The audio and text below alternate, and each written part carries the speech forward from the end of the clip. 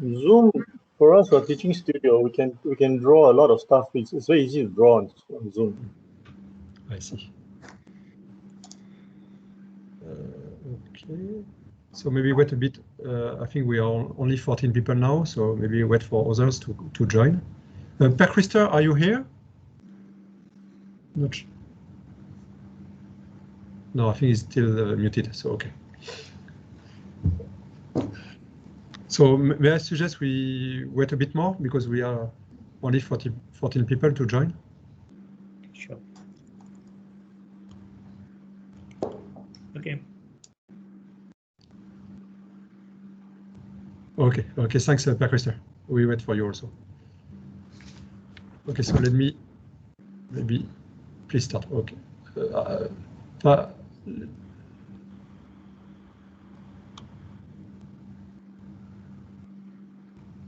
Okay. So Arild, may I suggest we wait for a few more minutes, and after we begin? Yeah, okay. I think we have time for that. We have a bit of flexibility with the Q&A. So. Sure.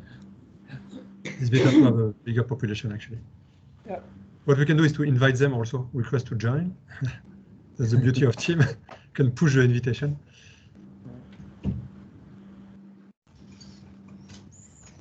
I see people are joining now one by one.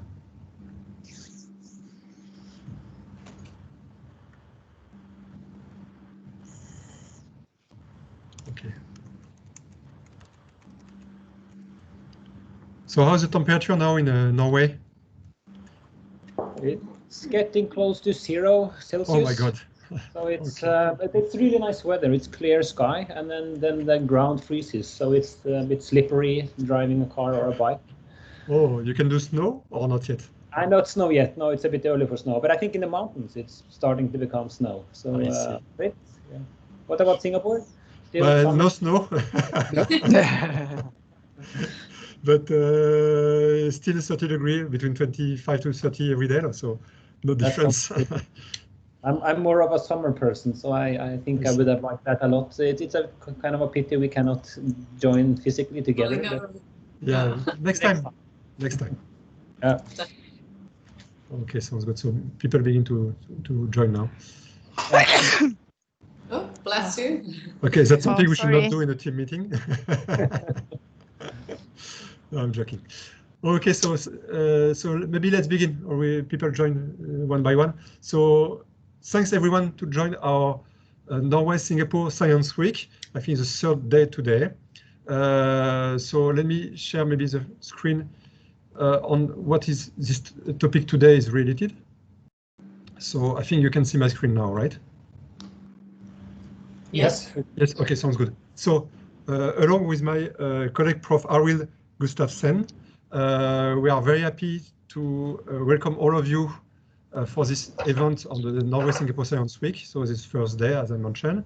So the topic is related to zero emission building, neighborhood, and positive energy districts in different climate, context, and markets. So as you can see in the agenda in front of you, we will have 3 main topics related to zero emission building. One is related to international context, where we have an amazing speaker along with Prof. Aoife, Wiberg, and Mr. Jidseh Kambil. Apologize if I didn't pronounce well your name. Second topic will be more on building level approach. Prof. Aoife, Wiberg, myself, and Prof. Heng we present some initiative around this area. And the third topic will be on zero emission district level, where Prof. Arild Gustavsen and Prof. Gerhard Schmitt will present their view on different district level. And after these 3 topics, we will have a let's say 30-minute panel discussion with all the speakers around the table, that where everyone can be able to ask them any question on this global topic. For your information, you can just in terms of logistics, you can raise your hand or put all your questions in your Q&A session during the presentation. And after each pillar, we will have a quick Q&A session, maybe 10 to 15 minutes. Okay, so Yes. Yann, can I just have one small comment? Thank you for opening. Per Christian, you are here. Welcome. I apologize. I was moderating another panel that just finished now.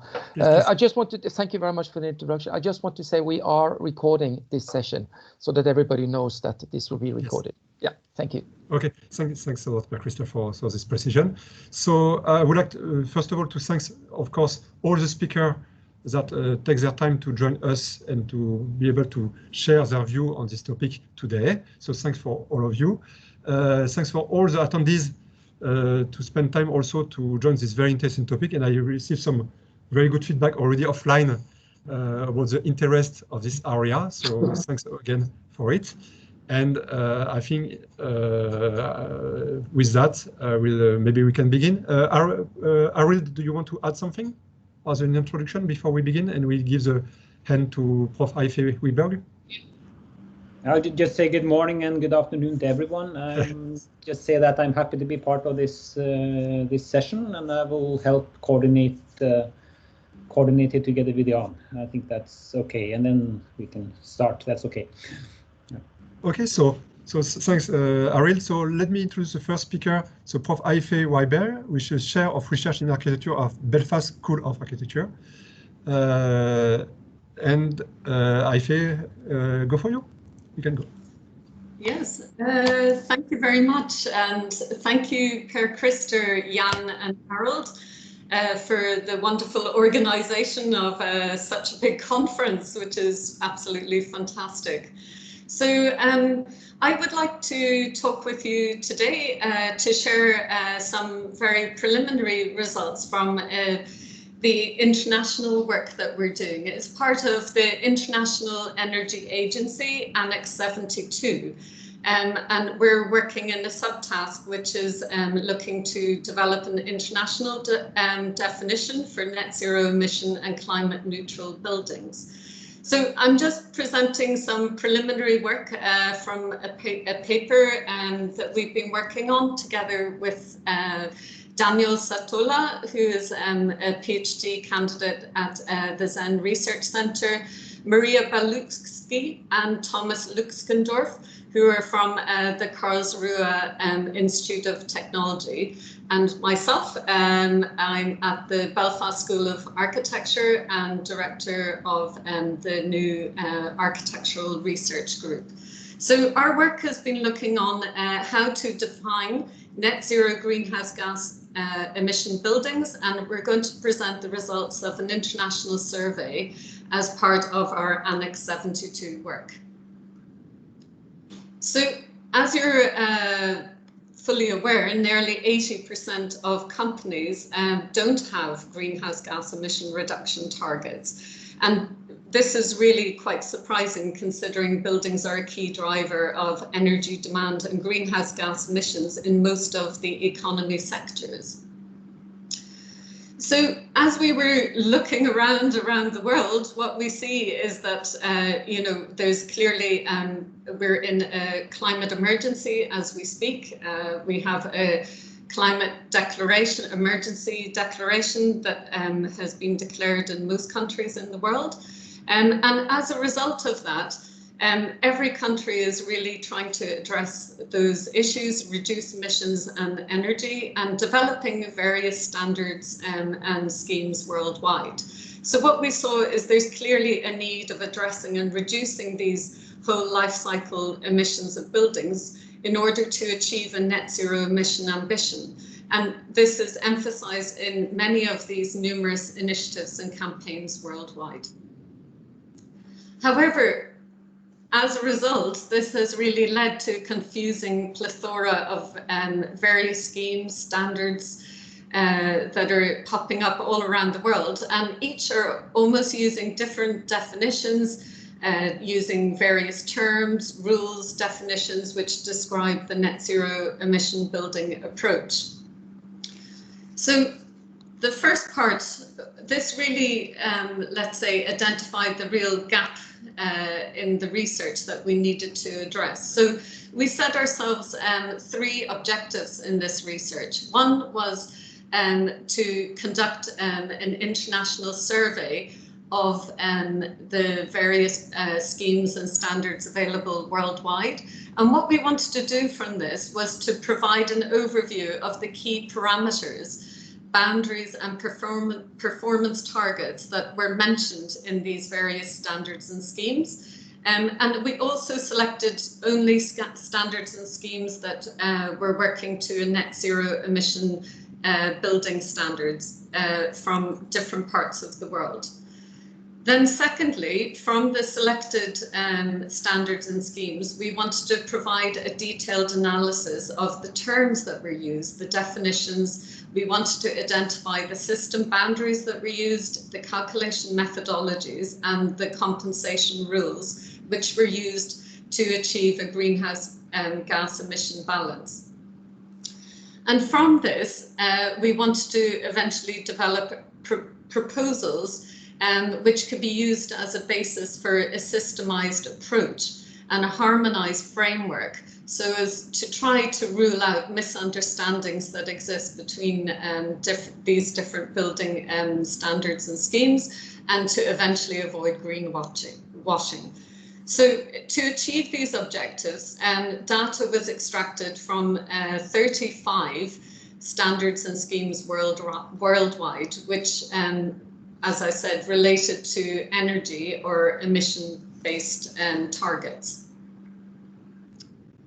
So in relation to the 3 objectives, we had the first step, which was drawing upon our own experience and expertise in this field, but also our own experiences from what was being developed in each of our own countries. And from this, the proposal, we wanted to develop a proposal for a systemized approach and a methodological framework. So in order to collect the data, we sent out and we conducted a survey within the Annex 72 expert group. In addition to that, we also contacted external experts for their input on what was being developed in their country if the country wasn't participating in Annex 72. And in addition, we also conducted a literature review. So from this, we were able to identify 35 standards and schemes that were based on energy and greenhouse gas emission metrics. And we analysed these in relation to a set of points, which were: what was the legal status and the launching year? Who was the founder? What was the object of assessment? And what was the metric or indicator used? And what was the type of regulation? So from those 35 standards and schemes, then we were able to identify, and we selected 13 which used specifically, that were based on greenhouse gas emission metrics. So that enabled us to do a more detailed analysis on these 13 schemes. So within those 13 schemes, we were looking to do a comparative analysis of the operational module in particular. And when we were looking at the operational module, we paid attention to what system boundary was used, what was the minimum energy efficient requirement, and what was the time factor that was used in terms of the emission factor, for example, for the grid mix. In addition, then, we started to look at those schemes that included embodied carbon for materials. So we looked at the embodied module, and within that we started to analyse which system boundary was used and what was the data source, and again, was a time factor used for the emission factor. So for that case, we started to look at environmental product declarations and started to see if a dynamic emission factor was used. We also identified if any schemes had anything in relation to or reference to possibilities for greenhouse gas emission compensation. So the highlight of our results, we were able to see that the definitions, the most common definition used in the standards was related more to energy consumption, and this was found in 22 of the 35 analysed national schemes and standards. So that would be in relation to, for example, a zero energy standard, so zero emission or zero energy building standard. And then we were also able to identify that 13 out of the 35 had a standard or a scheme that made the shift from energy consumption focus to greenhouse gas emission focus using greenhouse gas emission metrics.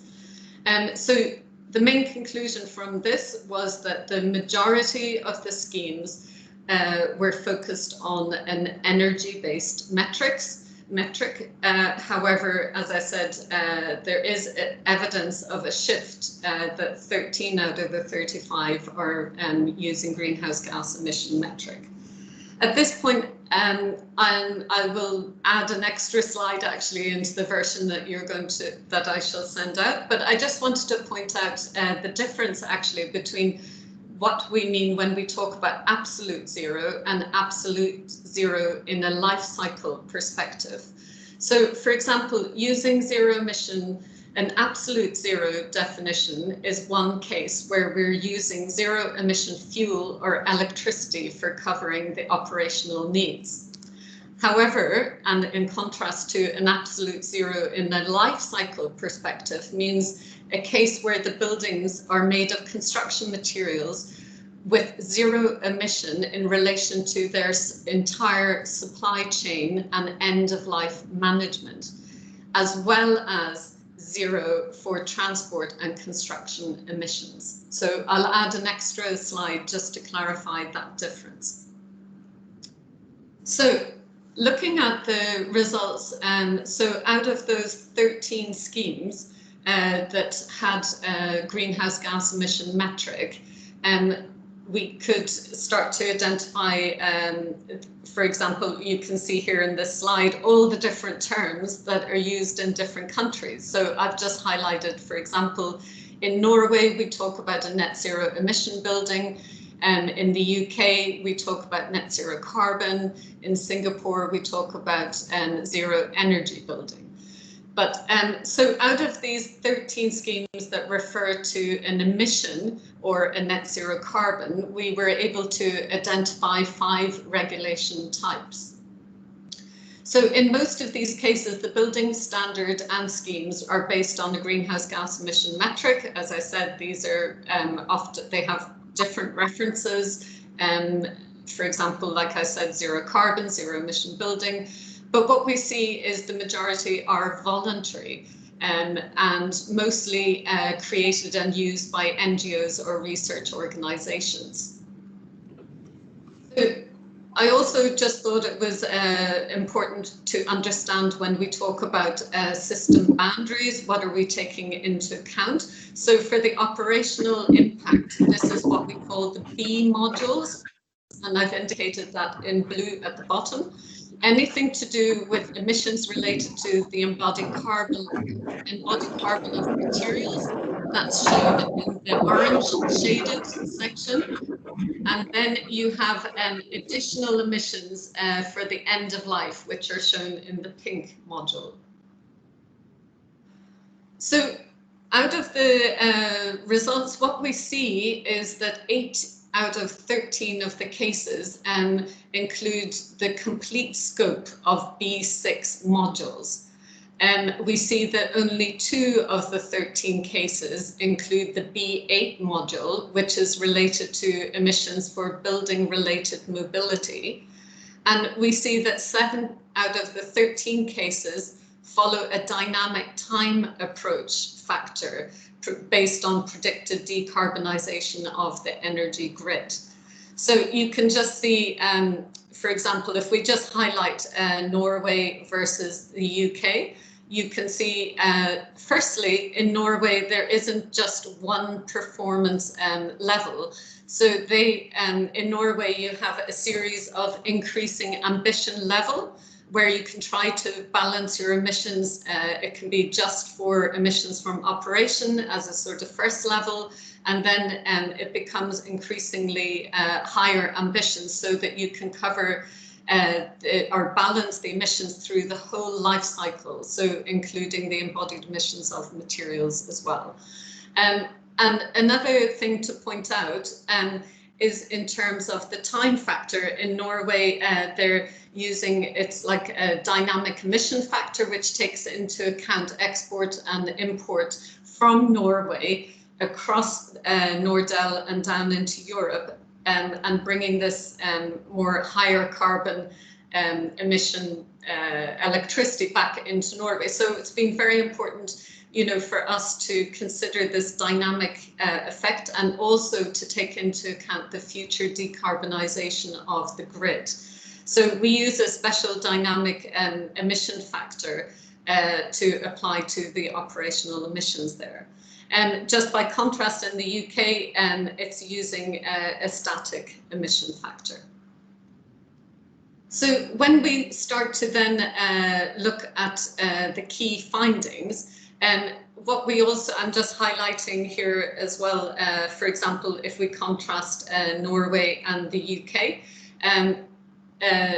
in terms of calculating the emissions for the life cycle, we use a 60-year reference study period in Norway, whereas in the UK it's done on an annual basis. So that was something that we also tried to pick up on in the results of the survey.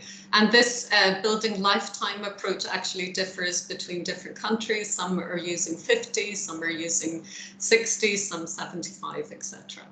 So I also want to you can also see that, for example, if we just contrast Norway and the UK, that you have avoided emissions from renewable energy generation. And in Norway, this includes on the building area, but it also includes on-site from on-site renewables and on-site from off-site renewables. In the UK, the current approach is the same as that, but in addition, they also consider off-site generation and off-site supply, as well as the use of certificates. But really the priority is to offset emissions through on-site supply if possible. So the key findings were that there's high differences in the possible options for greenhouse gas emissions of compensation. We also found there's a lack of minimum requirements related to on-site renewable energy production. And in some of the standards and schemes, the recommendation is even if there is off-site, to prioritise on-site renewable energy generation. And then in terms of exported energy related benefits, that this should really be part of a balance in the scheme. And priority should be given to carbon credit units traded in the national market. So just to sort of, how to say, pull out again from the detail. So if you look here at the differences in the definitions between Singapore, Norway and the UK, you can see in Singapore, we are talking about a zero energy building, in Norway, net zero emission with a tiered ambition approach. And in the UK, it's a net zero carbon building approach. So in Singapore, it's to do with a balance for the energy consumption.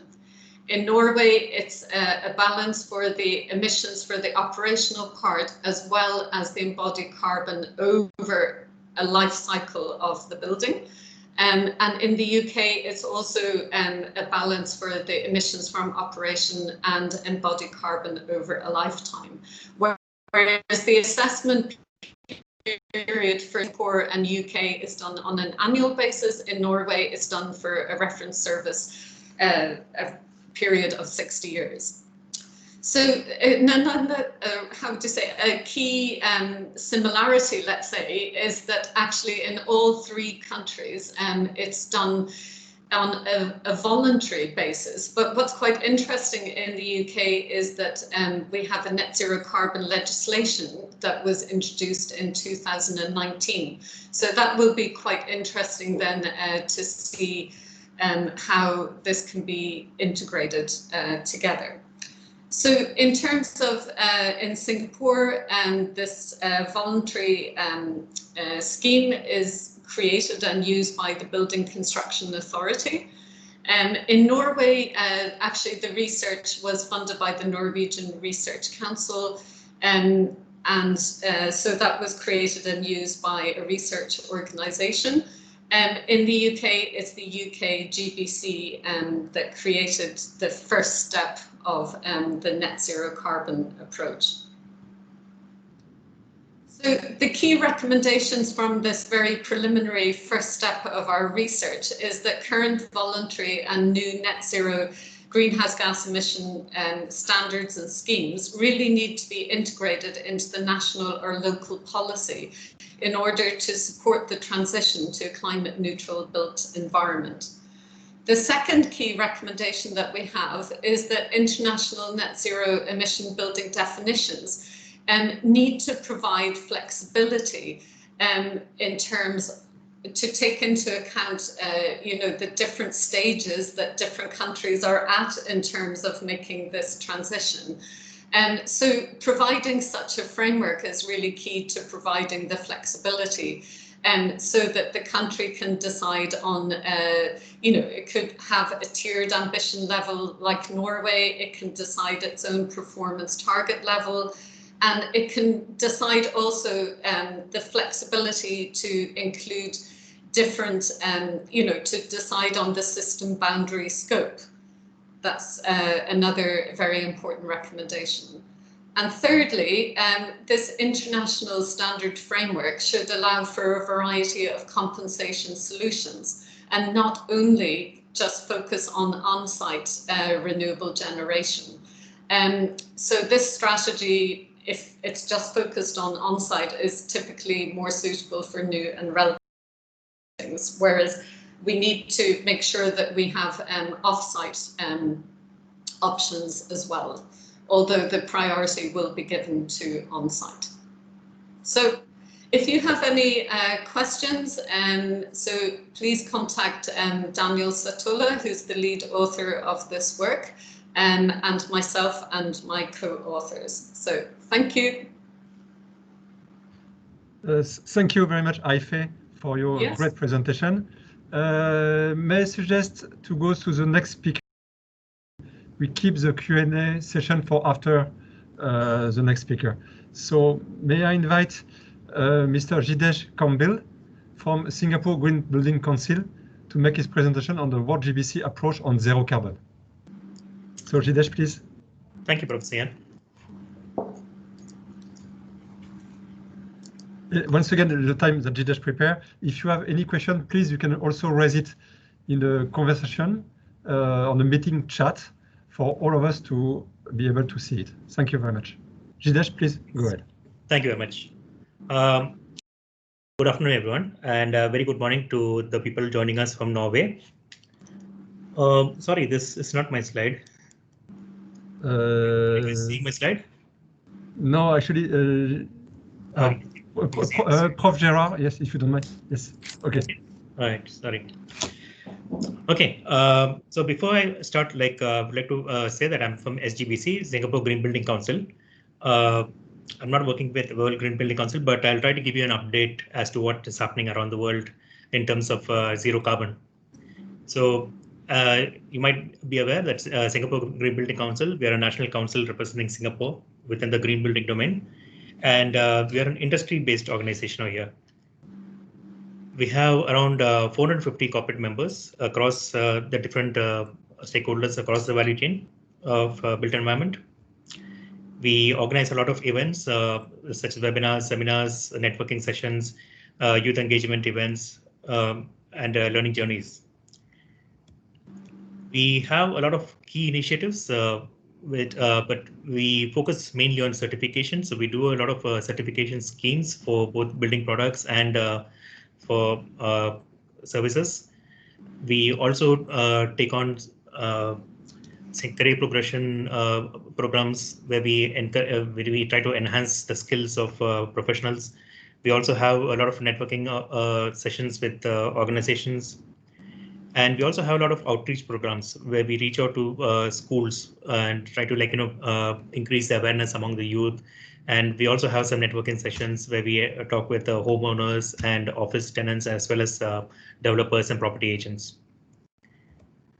So within SGBC, we have three main certification programs. So yeah, one is a Singapore Green Building product, where we certify eco-friendly and environment-friendly building products and materials.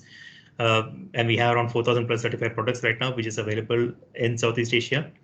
We also have certification for Singapore Green Building Services, which is we'll look at all consultants in the built environment and industry, including architecture, engineering, facility management, ESD, etc. And we also have this scheme where we inherited from BCA, which was initially called the Green Mark Manager. Right now, it's called the Green Mark Accredited Professionals. So again, this is about how to enhance the skill and value of green professionals in the industry over here. So moving on to World Green Building Council. So Singapore, we are actually Singapore's national representative to the World GBC. And the World GBC is a global action network. It's comprised of over 70 different GBCs across the world. And you can see it covers around a lot of regions, okay, right, from Africa, America, Europe, Asia Pacific, and of course, Middle East and North Africa. There are a lot of partners, a lot of giant corporations who are very generous partners to the World Green Building Council. And at World Green Building Council, there's a lot of programs which is underway, such as Better Places for People, which is a program which focuses on increasing the indoor environmental quality of the buildings, and how do you promote better health and well-being in the spaces. There's also some programs on zero carbon buildings for all initiative, which was launched by World GBC at the United Nations Climate Action Summit. So I can see that the World Green Building Council has a lot of programs, and they try to engage the different stakeholders, at various levels, from a corporate point of view or from a government point of view, and even cities. Now there's something, it's a program called Cities and the Building Efficiency Accelerator, which is a program where they try to work in partnership with cities to see if they can help enhance their building codes and existing building retrofits, and see what value they can bring into this program. So currently there's around 254 cities that they're engaging with, and it's around 1.5 billion USD worth of say funds being used into this. This program also has helped to offset around 5.6 million tons of CO2 equivalent. The World GBC is also aligned along with the United Nations SDGs, and they say by going green and by using green materials, you can actually cover a lot of the SDGs. That's the United Nations SDGs over here. So there's a lot of things that we can do, right from like what kind of materials you choose and what kind of a building that you're designing. It can have a big impact on the environment. So you can see whether it's offices or homes, there's so many things that you can do in which you can actually help meet some of the United Nations SDGs. There's a lot of resources globally from World GBC. Okay, from action point of view, the key program is, of course, Advancing Net Zero. There are other programs like Better Place for People, Plant and Sensor. They have a case study library for more information. And then, of course, they also organize the World Green Building Week. They're also a good source of resource for knowledge. Okay, they have a lot of reports which they release on a regular basis, such as body carbon front, and they're constantly in touch with the various GBCs across the world and sharing all the green trends and the new developments in this field. So if you look at Advancing Net Zero, this is a key program for World Green Building Council right now. So basically the target is that by 2030, they hope that all new buildings should operate at net zero carbon. Okay, you will see that the terminology has shifted from net zero energy to net zero carbon in the last few years. Earlier, I think for a good part of the last 2 decades, it has always been about net zero energy. But right now, I think the terminology is moving towards net zero carbon, and I think that's the direction that we'll be moving in future as well. So by 2030, this is the target that World GBC hopes to achieve, that all new buildings must operate at net zero carbon. By 2050, they want their target is to have 100% of buildings, both existing and new, to be operating at net zero carbon. So it looks quite ambitious, but I'm sure we are on the track to hopefully reach there. Now, this is where it gets interesting, because until now we were talking about operational carbon, but I think the last couple of years there's been a slight push towards embodied carbon as well. So you can see that while by 2030 the target is to have all new buildings to be net zero operational carbon, there's also a requirement or a target to reach 40% less embodied carbon. So you can see that the embodied carbon target has also started coming into the picture right now. And by 2050, they hope that we will achieve net zero embodied as well as operational carbon. So the Advancing Net Zero campaign has been going on for a couple of years. There's around 76 businesses and organizations which has signed up for it. There are 28 cities, and there are 6 states and regions which have signed up for the same. So I think there's a growing number of people signing up for this commitment yearly, and I hope going forward we'll have a lot more signatories coming into this thing. Last year, the World GBC actually came out with this publication called Bringing Embodied Carbon Upfront. So what this has done is it has shifted the focus from just operational carbon towards embodied carbon. It was an invisible, carbon which people were not aware of for a good part of the last couple of decades. But right now it's getting more mainstream, and you can see that it's becoming a regular topic of conversation everywhere right now.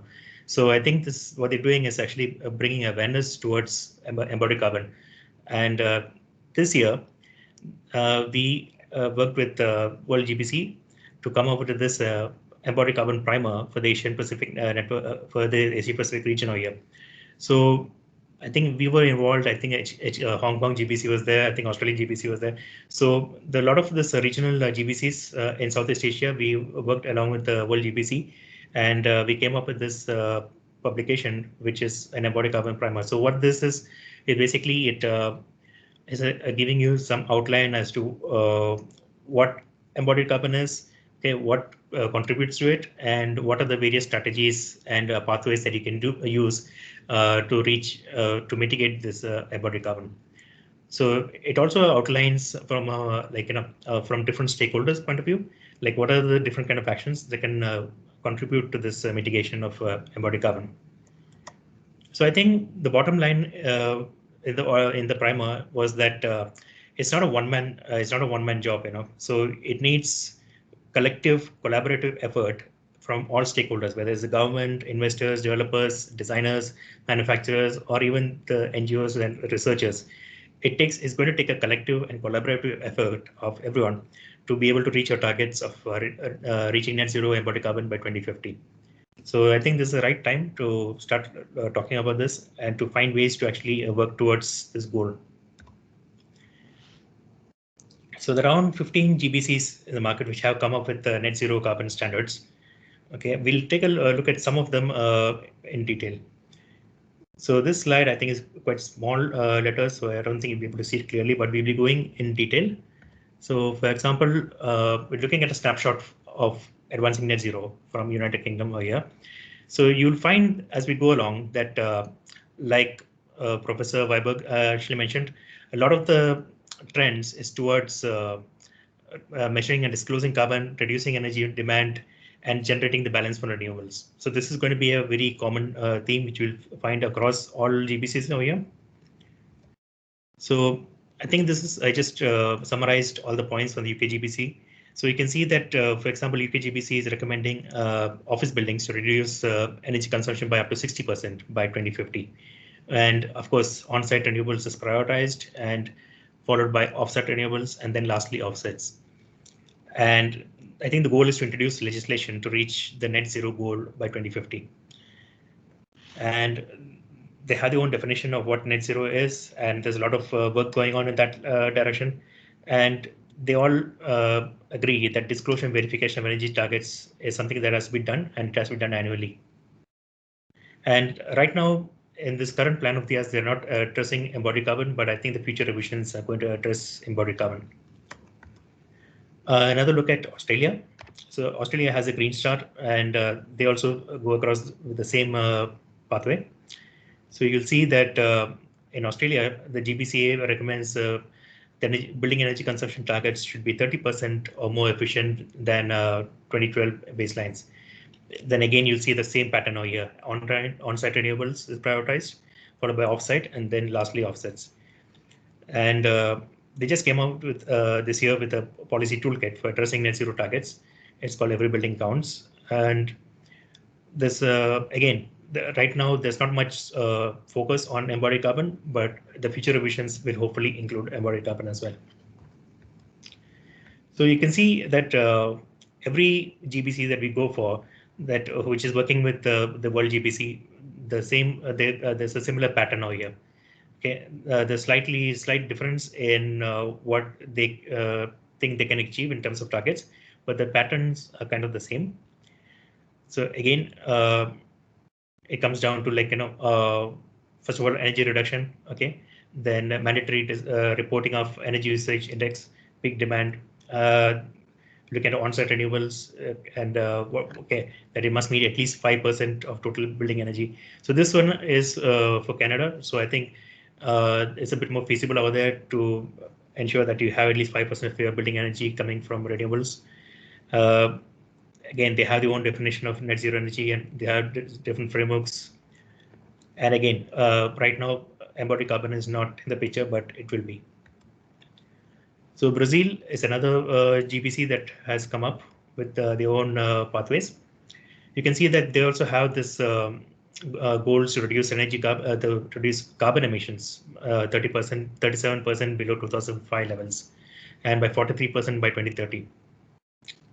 And they have their own zero energy standard, and they also promote the use of on-site renewables. In fact, if 100% of your on-site energy generation is coming from renewables, then there's no further energy efficiency targets as far as GBC Brazil is concerned. So this is, I think, one thing to look at. You're not looking at zero energy anymore. You're just looking at zero carbon emissions. So energy, of course, everyone needs energy to operate buildings. So of course, it's a good thing to have energy. But then where that energy comes from, I think, is the key factor. And I think this is the general trend that we are seeing right now. So again, disclosure and verification of energy targets has to be done annually. So again, I think you'll find that this is another key pattern out here, is that you need to have a proper measurement of your energy consumption. You need to have proper disclosure so that it can be assessed and verified. So I think this is another key pattern that we're looking at over here. Okay, South Africa, again, similarly, they have a target to reach around 80% minimum energy demand reduction over the code, okay, through energy efficiency and on-site renewables. So it's a very steep target, but I'm sure they have their pathways to meet it. So alternatively, projects can meet 75% of the on-site energy checklist. So they have different pathways, which is giving you a lot of options and how to meet the standards, how to meet the targets. Okay, then again, if you have a new building, major refurbishments, you can actually have this certification. You can achieve it through simulations and model calculations, and the recertification has to be carried out every 3 years. So you can see that a periodic verification of the data is very important as well. So similarly, having a look at France, they have their own different targets. For example, reducing carbon emissions to 87% below 1990 levels by 2050. So 32% of the final energy consumption to come from renewables by 2030. and 5% to 40% minimum energy reduction requirements as per their own regulations. So you can see again, there's a big push towards reducing carbon emissions. There's a push to reducing energy consumption, and there is also a push towards renewables. So again, energy demand must be less than 50 kilowatt per meter square per year for all regulated energy users. So they have their various different targets over here, and they have their own rating systems. So they have their own different pathways to achieve the same. One more thing I think which is interesting is that new buildings must undertake a full life cycle carbon analysis. So this is something that is unique coming from France over here right now. USGBC, we don't have a detailed snapshot yet, but we do know that they have a lot of criteria, including the recently launched LEED Zero, which again pushes for net zero carbon emissions and net zero waste and things like that. So again, it's quite ambitious, but I'm hoping that we can get there. Hong Kong, as again, we work closely with them. HKGBC has their own agenda. They're trying to reach zero energy buildings and super low energy buildings through industry stakeholder consultations. They're trying to develop standards over there, and they are exploring currently a lot of technologies such as underfloor cooling, radiant cooling, etc., and smart monitoring, passive design, ventilation. So there's a lot of emphasis being given in Hong Kong right now to come up with this kind of different pathways and frameworks through which you can achieve zero energy buildings and super low energy buildings. Right now, I think in Asia, the terminology is still focused on energy, but I think nevertheless, zero energy buildings will probably give way soon, probably to zero carbon buildings. You don't know. But currently in Asia, we're still talking about energy at the moment.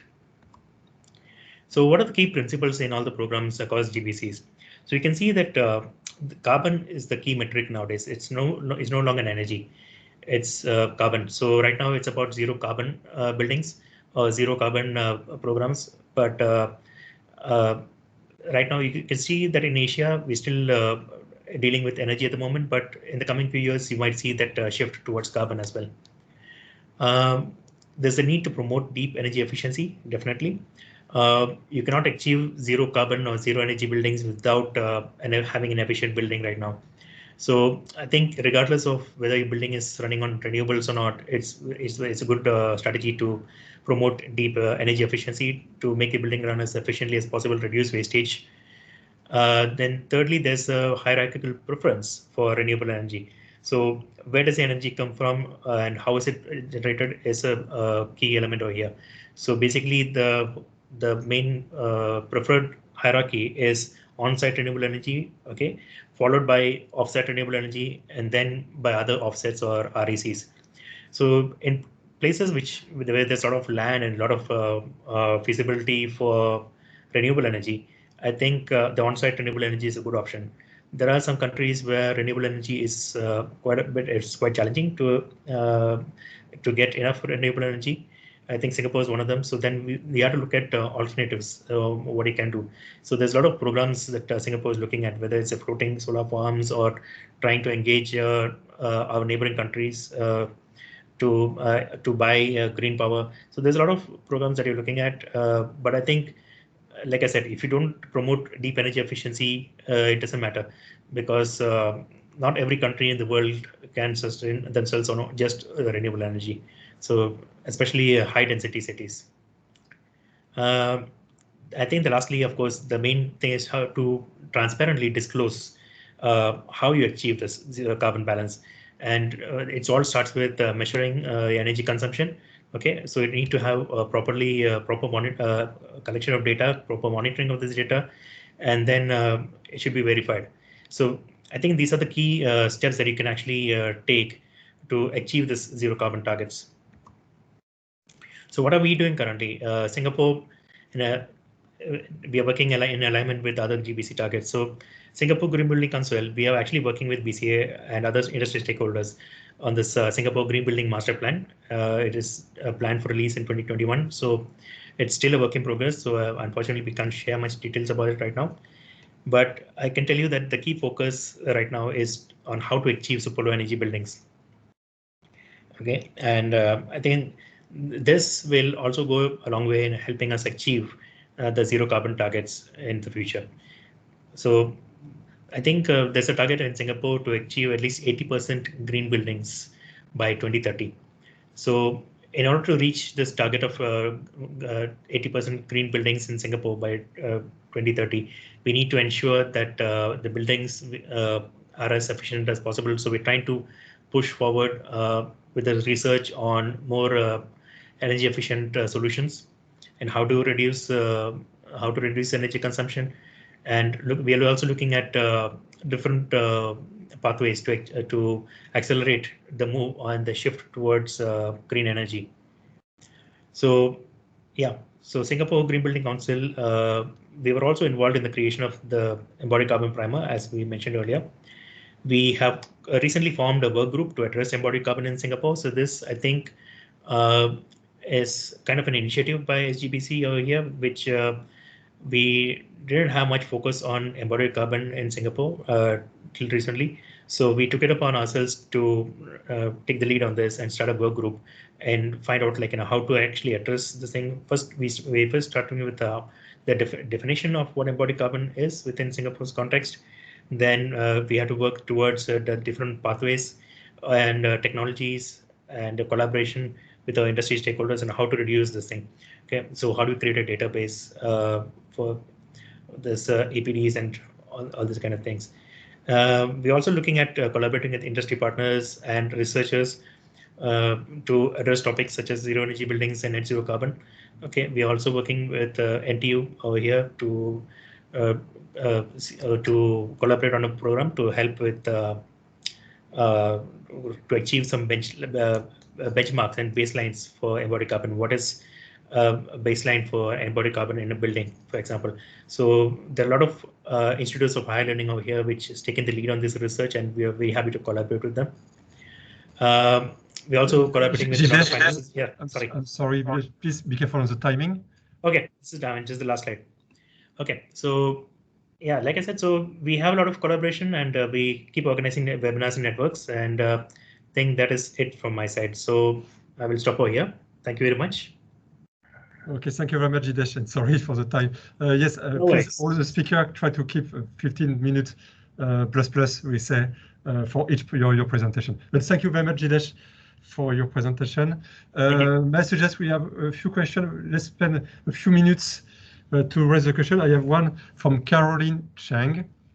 Is SGBC also responsible for the wellness certification of buildings? Is this standard being actively used in Singapore now? I think it's for you, Jidseh. You mute yourself. Okay, I'm just looking for the question right now. Okay. Is you also responsible for wellness certification? No, we are not responsible for the wellness certification of buildings at the moment. And it isn't being actively used in SD right now, but we are planning to push forward with this thing. There's a health and well-being certification scheme as part of BCA actually. So there was supposed to be some kind of a partnership involved, but I think there's there'll be some delay in that. So at the moment, no, we are not responsible for the wellness certification of buildings, but I think going forward, we might be playing a bigger role. Okay, thank you. Another question from Daniel Satola. Is certification of green building products, including assessment of the carbon footprint of materials? Yes, that's a good question. Okay, we have a lot of mandatory requirements when it comes to the green building certification, green building product certification, and we do have some elective ones, selective ones. So under mandatory ones, we look at the manufacturing process, and we look at the energy management policy, water management policy, waste management policy, and composition of the material itself, whether there's any toxic or harmful chemicals. And then we have some mandatory performance requirements. But at the moment, carbon footprint disclosure comes under a selective one, because we understand that Asia, the market is not mature enough to make it mandatory at the moment. So while we encourage it, and you do get points, and we also organize courses on carbon footprint calculation, and we just recently launched the sustainable supply chain course as well. So we are trying to promote in every way possible to have more EPDs and more carbon footprint disclosure. You definitely get more points, so probably it's an attractive thing for our higher tech products. because we have tick ratings for our products from 1 tick to 4 tick, with 4 tick being the highest rating. So when you have some of our 4 tick products actually try to go for the CPD disclosure to get the extra points, but at the moment it's not mandatory, but we are trying to encourage it.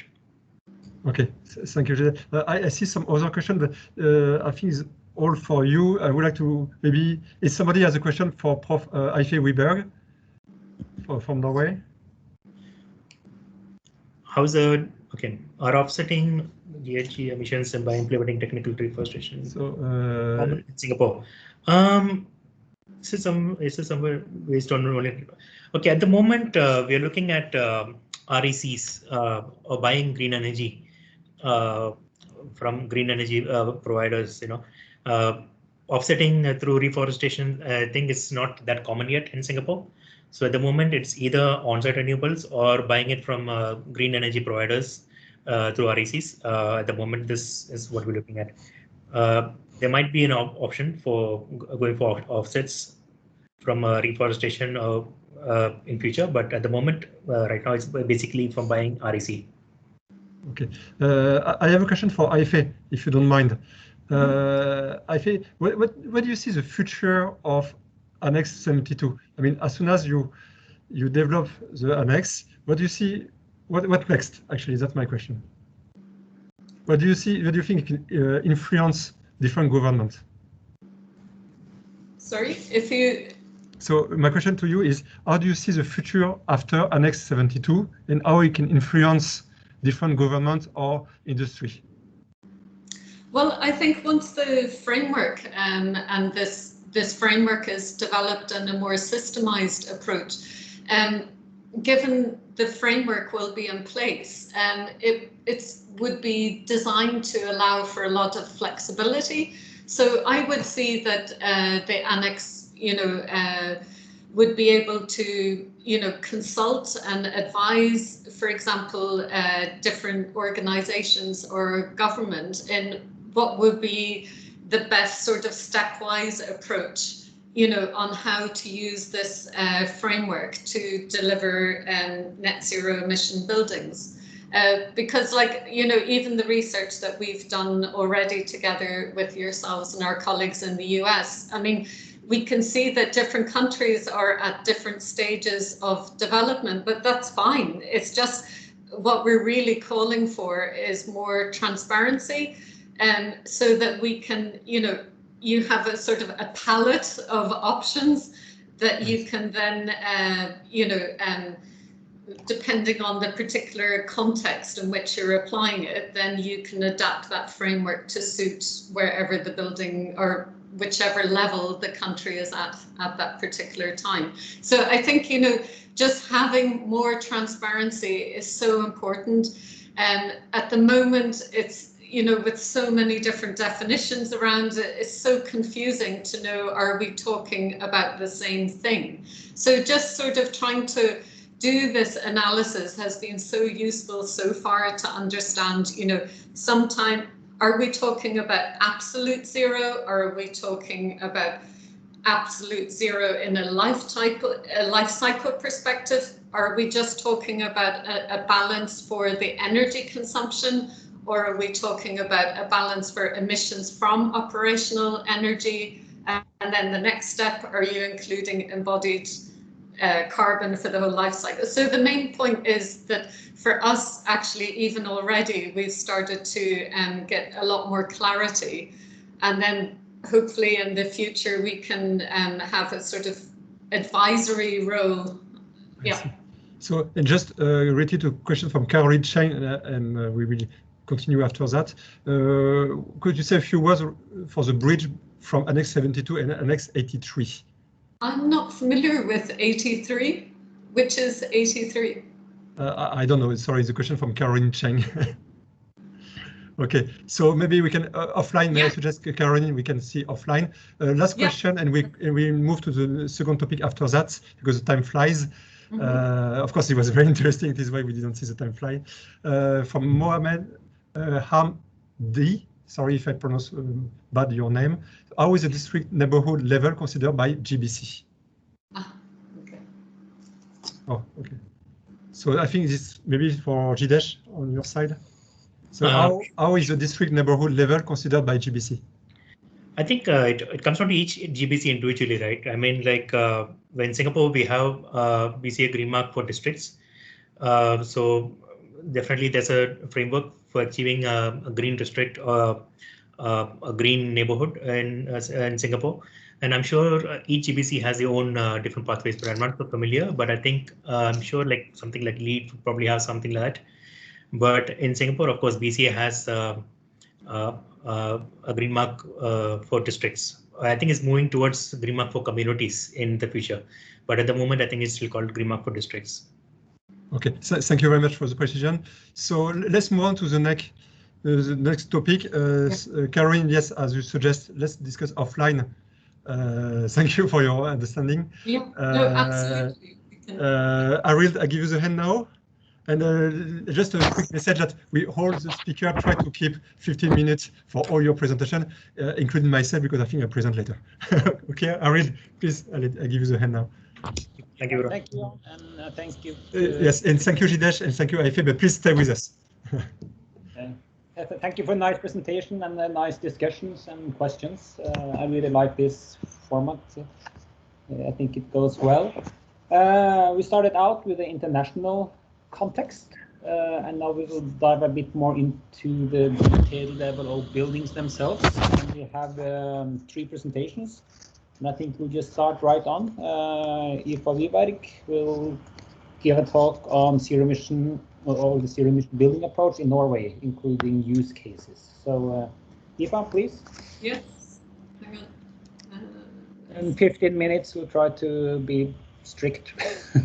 Yeah, no, just can you hear me okay? Yeah, I can hear you, and I also see your presentation fine. So yeah, go ahead. Okay. Let me just put it on full screen. Yes. Okay. So thank you, Arild, for this opportunity. I'm going to give you an overview on net zero emission building, a Norwegian approach. You're probably wondering, why am I talking about this? Just by way of background, I worked at the ZEB Research Centre from 2010 to 2019. So I'm not an imposter.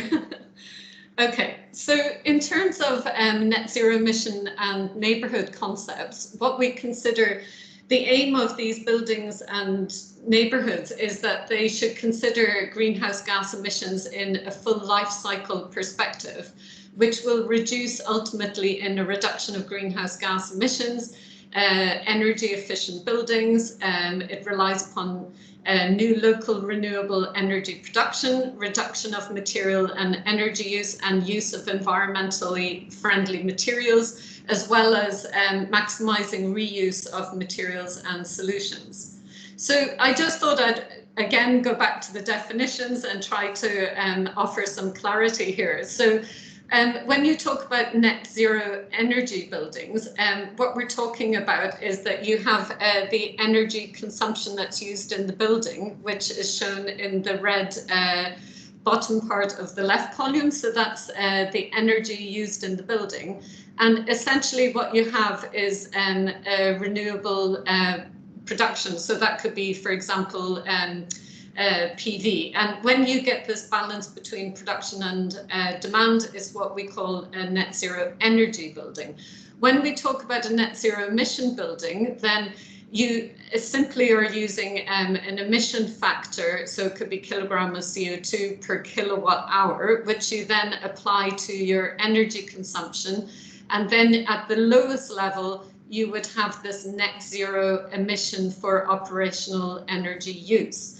And then, like I said, I touched upon in my last presentation, then in Norway, for example, and other countries, we're taking into account embodied emissions for materials. So that's all the material emissions associated with the construction materials. It could be the materials used for the technical systems. And then, as Carolina pointed out, you know, when you're moving to district, then you're starting to extend that boundary from the building to numerous buildings in a block, and then it gets larger. So that's essentially just to clarify what we're talking about here when we distinguish between net zero energy, net zero emission for operation, and then net zero operation plus materials through the whole life cycle of the building. So if you look at the green circle here, these different shades refer to different ambition levels and balances that can be achieved. At the lowest level, like I said before, you're trying to have a balance between the emissions avoided, let's say, from renewable energy production, and balancing that with the emissions from operation, which is this first orange circle. But then when you talk about a zero emission that's taking into account the embodied carbon of the building, then you're trying to, you need to make sure you've got enough emissions or avoided emissions from renewable systems to balance the embodied emissions of materials. So from materials, construction, emissions from operation, right through to the end of life and demolition phase. And what our results have shown us so far is that the highest percentage of emissions are actually coming from not only operational, but actually there's more proportion from embodied emissions for production of the materials. So if you don't consider embodied carbon of materials, you're really missing a large part of the picture. So again, just highlighting the approach in Norway. So they developed a series of rising ambition levels for the embodied. So say, for example, here is ZEB minus EQ. That's where you're achieving a ZEB balance for the energy from operation, but not including plug loads for equipment. So that's sort of the lowest level. Then you try, when you take into account the emissions for the operation, including the plug loads and equipment, then you have what we call ZO. Then on top of that, when you take into account emissions from embodied emissions from the materials used, you get a ZOM. There's various, life cycle system boundaries within the embodied module. So these get progressively higher. So for example, you can try to balance that with embodied emissions from construction phase and then the end of life phase. So that's sort of the holy grail, the highest level of ZEB balance. So just to sort of talk you through this, if you look in the bottom, you see ZOM, that's where you're achieving a balance for operation and materials, but it's only for this first production phase, so A1 to A3. Then the next is including the embodied emissions for the materials for construction and the installation phase. So that's A4 and A5. And then, for example, if you look at ZEB,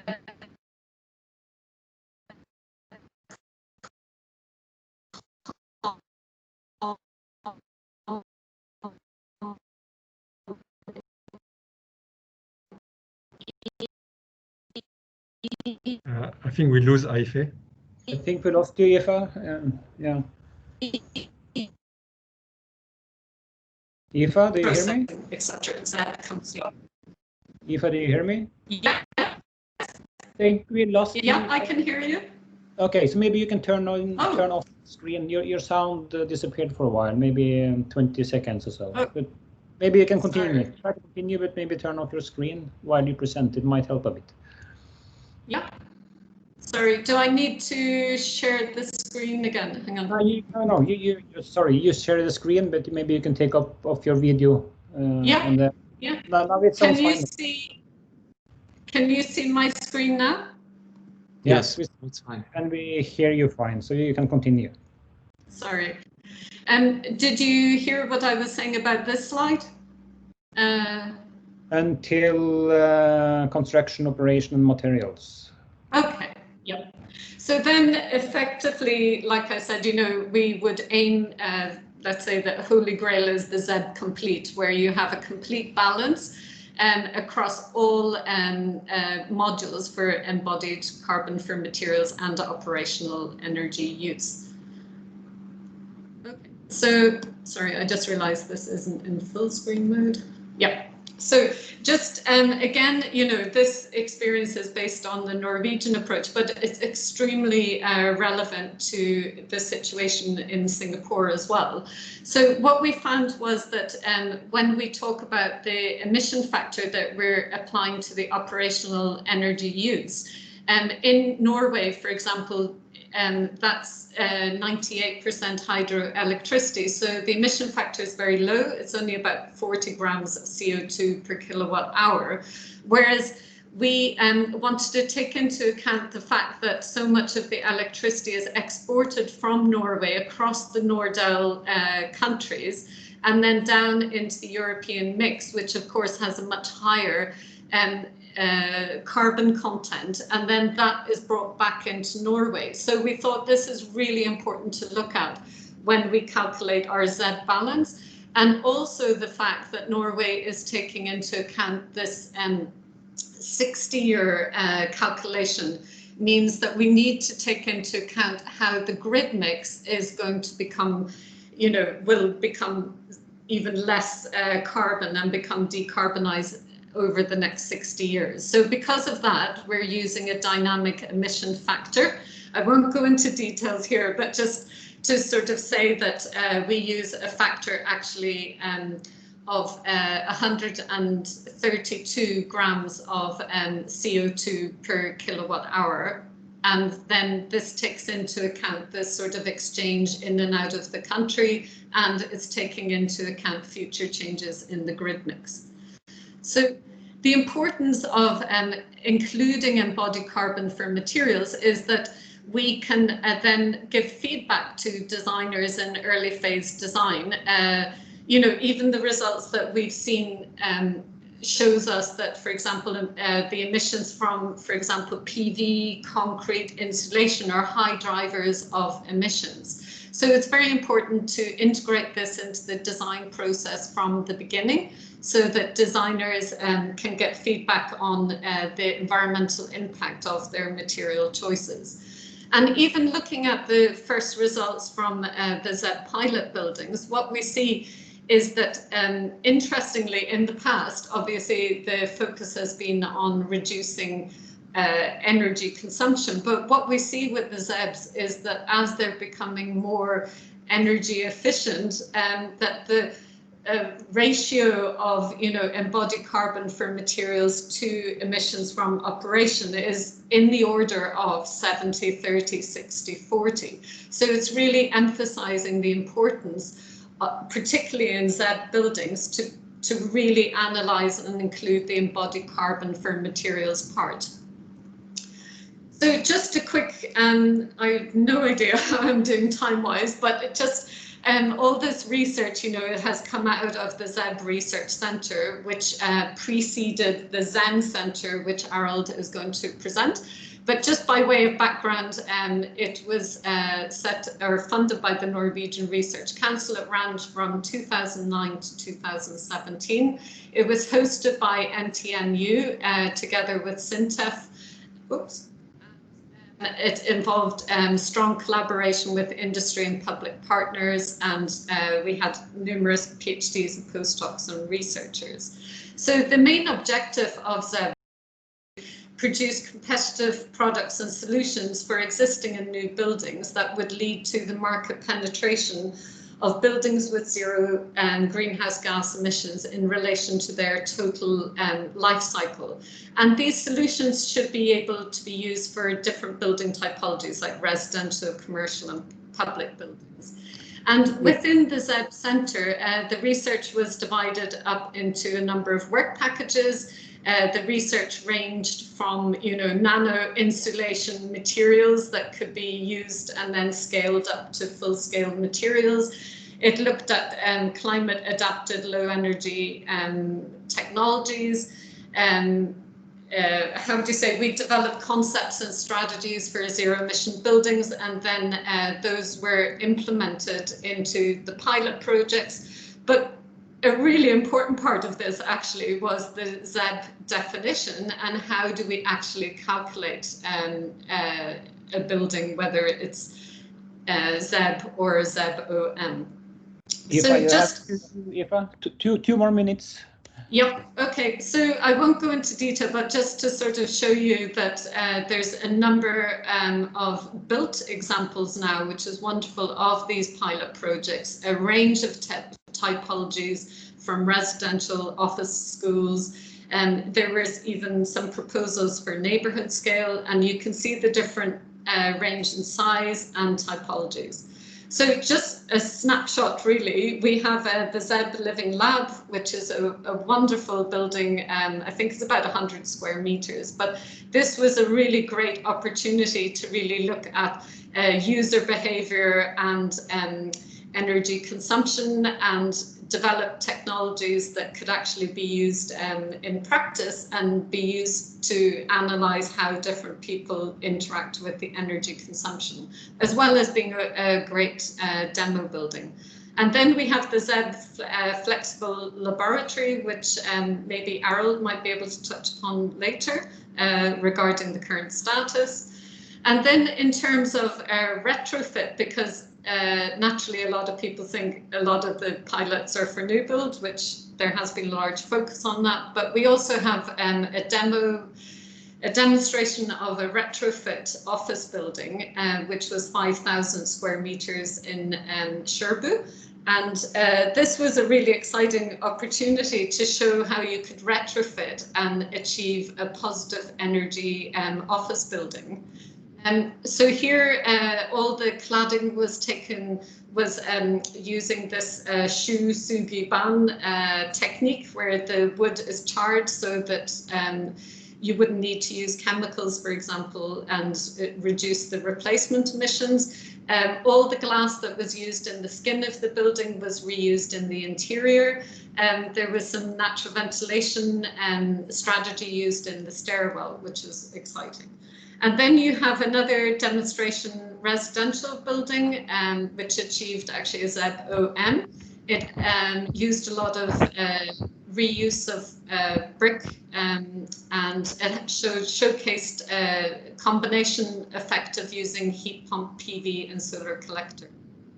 The important outcome of the pilot projects is that they offered us a means to verify the calculation procedures. We were able to instrument them and measure them. Do they perform as well as planned? How do they interact with user behavior? It offered us an opportunity to test new buildings, building assemblies, and facade solutions. It allowed us to verify technical installations that were installed. And it really offered a wonderful opportunity to bridge between, the research and actual built solution.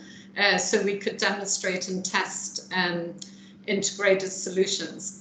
And of course, the key part is transfer of knowledge to Norwegian building industry, and actually education and the next generation of architects. So thank you very much. Any questions, myself, or direct them to Arild? Yes, thank you. Thank you very much, Aoife, for a very nice presentation. I think we collect all the questions to the end after the next two presentations. So I think we just move forward directly to Yann. So if you share your screen and present, thank you very much. The screen is yours. Yes, thanks, Arild. Okay. Okay, I think you can see my presentation now, right? Not yet. Already? No? Okay, give me 1 second.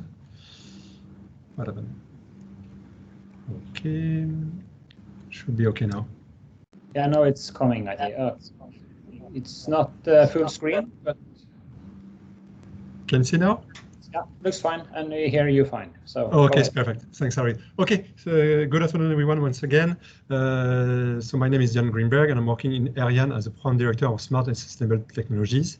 And I will try to, only 15 minutes that I have, with the stress of time, I'm sure Arild don't hesitate to cut me. Talking about toward zero energy building and super low energy building, SLEB and ZEB in Singapore context. So for this point of view, so my presentation will be on two main areas. One on the methodology and definition for Singapore, that we worked with BCA for it a few years ago, and try to show you two case studies, one on the BCA Academy and one on International French School. To begin, I would like to just show you a quick video. Don't worry, I will still keep on the 15 minutes. It's only a few minutes because, as you see in the previous presenter, speakers, there is very difficulties to try to define ZEB all over the world. So I just want to show you a quick video, credit to Zero Energy Design Center, who did it, which I like because it tried to explain to you how it goes. So can you hear the sound? No, we don't hear the sound. You cannot hear the sound. Okay. Okay, so let me just come back in that case. I'm sorry. Hold on. Just unshare and share again in that case. I have the same problem before. I'm sorry for that. Up. Can I just say, Yann, when you have to include computer sound. Yeah. So I was before, but I cannot do it now again. I don't know why. When you go to share. Let me try again one more time. Okay, I got it. Okay, should be okay now. Sorry for the interruption. Okay, got it. Should be okay.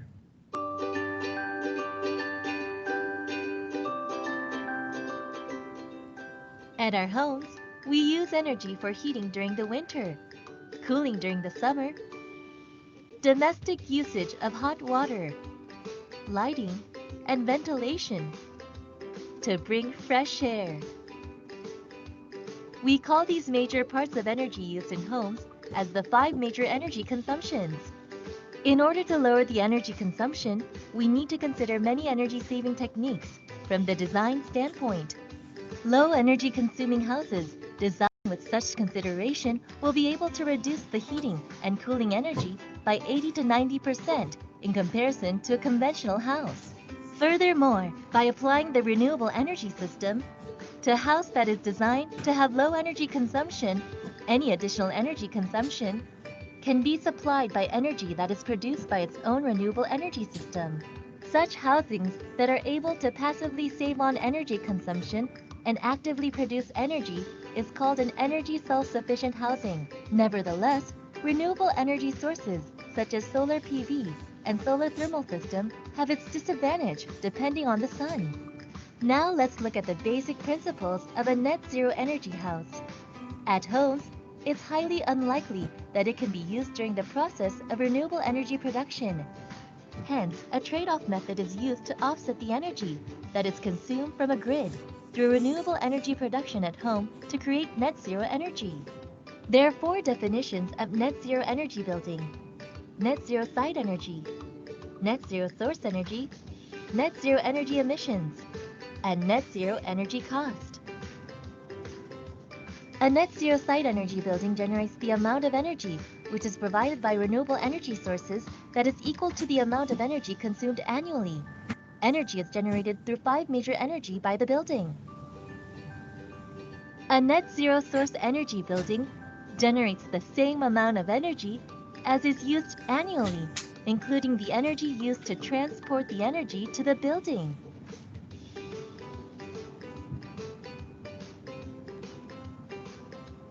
These buildings must generate more electricity than the net zero site energy buildings.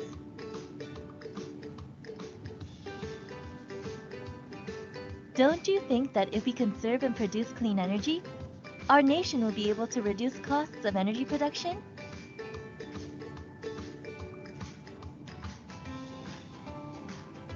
A net zero energy emission building produces at least as much emission-free renewable energy as it uses from on-site and off-site emission or fossil fuel energy sources.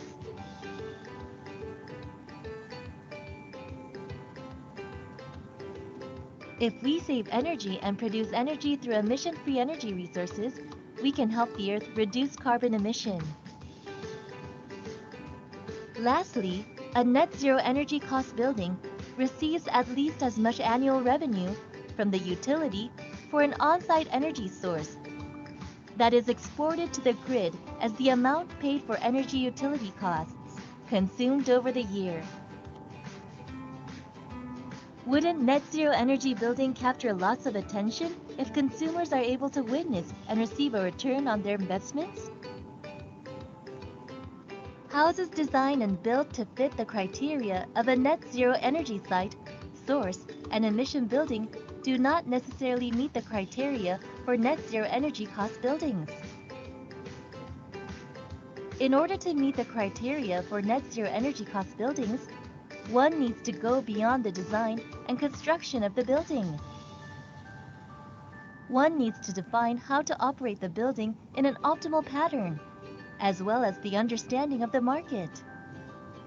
Even if the building is not a net zero energy cost building, net zero energy buildings can save up to 50 to 70% in energy utility cost. Furthermore, with conservation in auxiliary, more savings can be made. Currently, Myeongji University's Zero Energy Design Research Group, which was invested by MOLIT, the City of Seoul, and Noan District, along with the research and administrative management by KAIA. I think I will stop here. Sorry for that, because I think Aoife is marketing for the company. Okay, so can you still hear me? Yeah, hear you. Okay, and see you. okay. So I'd like to show this video because it's always showcase the complexity to create a zero energy building.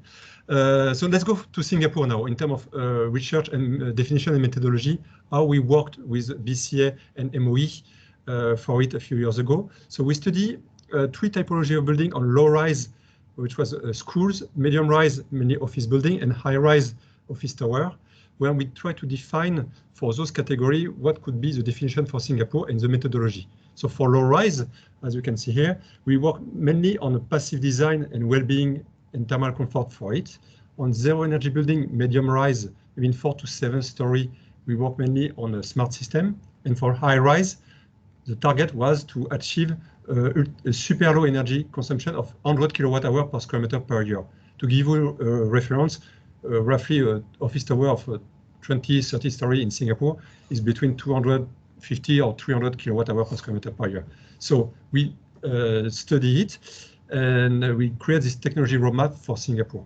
So in terms of framework, the main idea here is to work on these four pillars actually in terms of framework, in terms of passive design first, passive strategy. So here is mainly on natural ventilation, control of internal heat gain of the building. Active system strategy, here is everything related to LED and aircon system. Energy management, it could be linked to IoT, AI, user behavior. And finally, renewable energy. So I just want to spread a message here. The most important part is to reduce as much as we can the consumption of the building itself, and depend as less as possible of the renewable energy. As you may know, in Singapore is mainly only PV. So that's the main strategy we used for the framework. As soon as we have this global framework, we discuss about technology prioritization.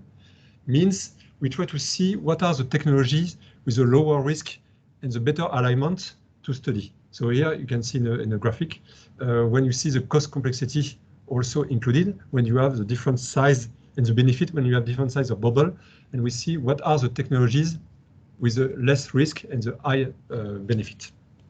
So as soon as we have those technologies, we create a model. So here for this study, we create two models, one on a medium rise and one on high rise, allow us to study and integrate those technologies. So we did a CFD model, energy modeling model, and subspace modeling. And we can achieve after this idea to have an integration of true simulation of all those technologies together on different domains like behavior, facade, lighting, aircon system, and other type of consumption, plug loads also, and PVs. And if you see these elements, the main idea here is to see how integrating all those technology in all those domains, we are able to achieve like a zero energy building or super energy building kind of demand. So when we go, thanks to this study, after when we go to see building owner or developers, we try to, let's say, implement it in a way that you have all holistic approach integrated solutions plus cost-effective aspect. And I call it zero energy building on demand. As soon as you have all this integration, the idea is how we achieve low energy building or zero energy building. So you have an example of a primary school here, where we use a baseline of 563.1 megawatt hour of total energy, which we reduce by 59% to achieve positive energy by implementing in terms of simulation all those ideas of LED, a cool paint, ceiling fan, etc., allowing so to reduce the energy consumption by 31% and to create a positive energy building and a holistic approach. I mean, when compared with solar generation. So all this study, what we did 2 years ago, actually allowed to achieve, in collaboration with BCA, this definition for zero energy building for Singapore. So what is a zero energy building for Singapore is a best-in-class energy performing Grynberg building with all of its energy consumption, including plug load, supplying from renewable source. It could be on-site or off-site. And in terms of SLEB is super low energy building. The idea is to achieve 60% energy saving. And those elements also integrate as a new Grynberg scheme that BCA developed in order to have a Grynberg certification for SLEB. So that's how we proceed in terms of study with the government. After, I just want to show you for my last part of my presentation, kind of case study that we did after this framework and definition for Singapore. So here you have example of already existing existing ZEB in Singapore. So you have on the top left BCA Academy, on the top right the one from NUS that my colleague professor will mention, will do a presentation after me. You have an SMU and the new BCA Academy buildings that you have on the bottom right. So speaking of BCA Academy, so here we are working mainly with Dragage, contractor and BCA to develop these two new buildings. One low-rise, medium-rise, sorry, the 7-story. We will have a ZEB that I think you can see my mouse. That's the one here, and you have a 16-story building. Will be a super low energy building. So the main idea is to implement all this strategy in terms of design to be able to achieve those targets. So in terms of active systems, so we will put passive displacement ventilation, LED, smart lighting, ambient task lighting for active technology. We will put some passive design in terms of cool pen solutions, sky garden, natural ventilation area, and energy management. And as soon as we develop all those strategy, after we see what is the need in terms of solar panel solution to achieve ZEB for the first building and SLEB. So this strategy that we are working in terms of design, now they are under construction and they will apply those strategy for the construction of the building. One more minute. Yes, no, is my last slide. Perfect. So we are studying also another kind of district with international French school. So where we have a new primary school and a new kindergarten. So the kindergarten here on the bottom left will be zero energy building. So this school will be the first private zero energy building in Singapore. So we will combine PV and sky garden also. And the primary school will be super low energy. And when the idea is to combine again a strategy on active design strategy and passive solutions to build this building. So that's my next slide actually. So what next for Singapore? So as you see in a few minutes, I try to highlight what we are trying to do for Singapore in terms of ZEB and super low energy building. So obviously, as my colleague Jidseh from SGBC mentioned, the strategy of BCA today is to continue to go in that direction to achieve more green building by 2030, and also that will work soon with SGBC and other partner is to go on the direction on embodied carbon, because indeed all the strategy on ZEB and SLB is linked to operational carbon, but you have an influence from World GBC that coming that my colleague mentioned already, and also definitely the trends that Singapore should go in terms of embodied carbon. So we will try to do exactly the same concept that we did for zero energy building for embodied carbon to see what could be the strategy for embodied carbon for Singapore in the future. Thank you for your attention. Yeah, thank you very much for a nice presentation. Again, we will leave the questions. We have a couple of questions on the side, Sure. but we'll leave them for after the next presentation, which is by Professor Heng Kiang. So, Professor, are you there? Talk about the ZEB at the National University of Singapore use case. Yes, I'm here. Let me try to share my screen. I hear you loud and clear. That's fine. And also see you. And now it seems like you're. I'm showing you. It's coming. Yes. Okay. Well, thank you for inviting me to talk about our net zero energy building at the School of Design and Environment at the National University of Singapore. I'm glad that our friends have made the earlier presentation, so it is easy then to classify this building as probably net zero source building because we produce a lot more energy than we can consume across the year. It was, being the, I now speak as the sort of director of the Center for Sustainable Asian Cities, but I was the former dean that started this project back in 2010. In the early days, we were trying to determine where to. So I'll talk a little bit about the history of this building because it is interesting. It was early days. In fact, we were planning this building a little bit before 2010 even. We were very, very short of land where this building sits. A series of exercises were conducted with our design students. As you know, we have the School of Design and Environment, so we're really the, it has this Department of Architecture, and we have this resource, which is our students, and we got our students to work on simulations of what could happen here on our site, and I'll show you the site.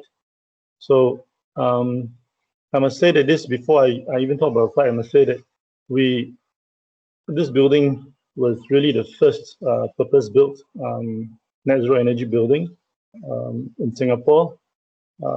Before this, there was a net zero energy building at BCA, which was a retrofit built and in collaboration with our colleagues at the Department of Building, who were helping to achieve the net zero energy with this air-conditioned system called single coil twin fan system. So I'll come back to that a little bit later. And being an architectural department or School of Design and Environment, we definitely were seeking the sort of architecture that is both high energy neutral or zero energy, but as well as energy that a building that is not run-of-the-mill in terms of its expression. So we wanted a building that is really tropical and really state-of-the-art. And we think that the two are not at odds.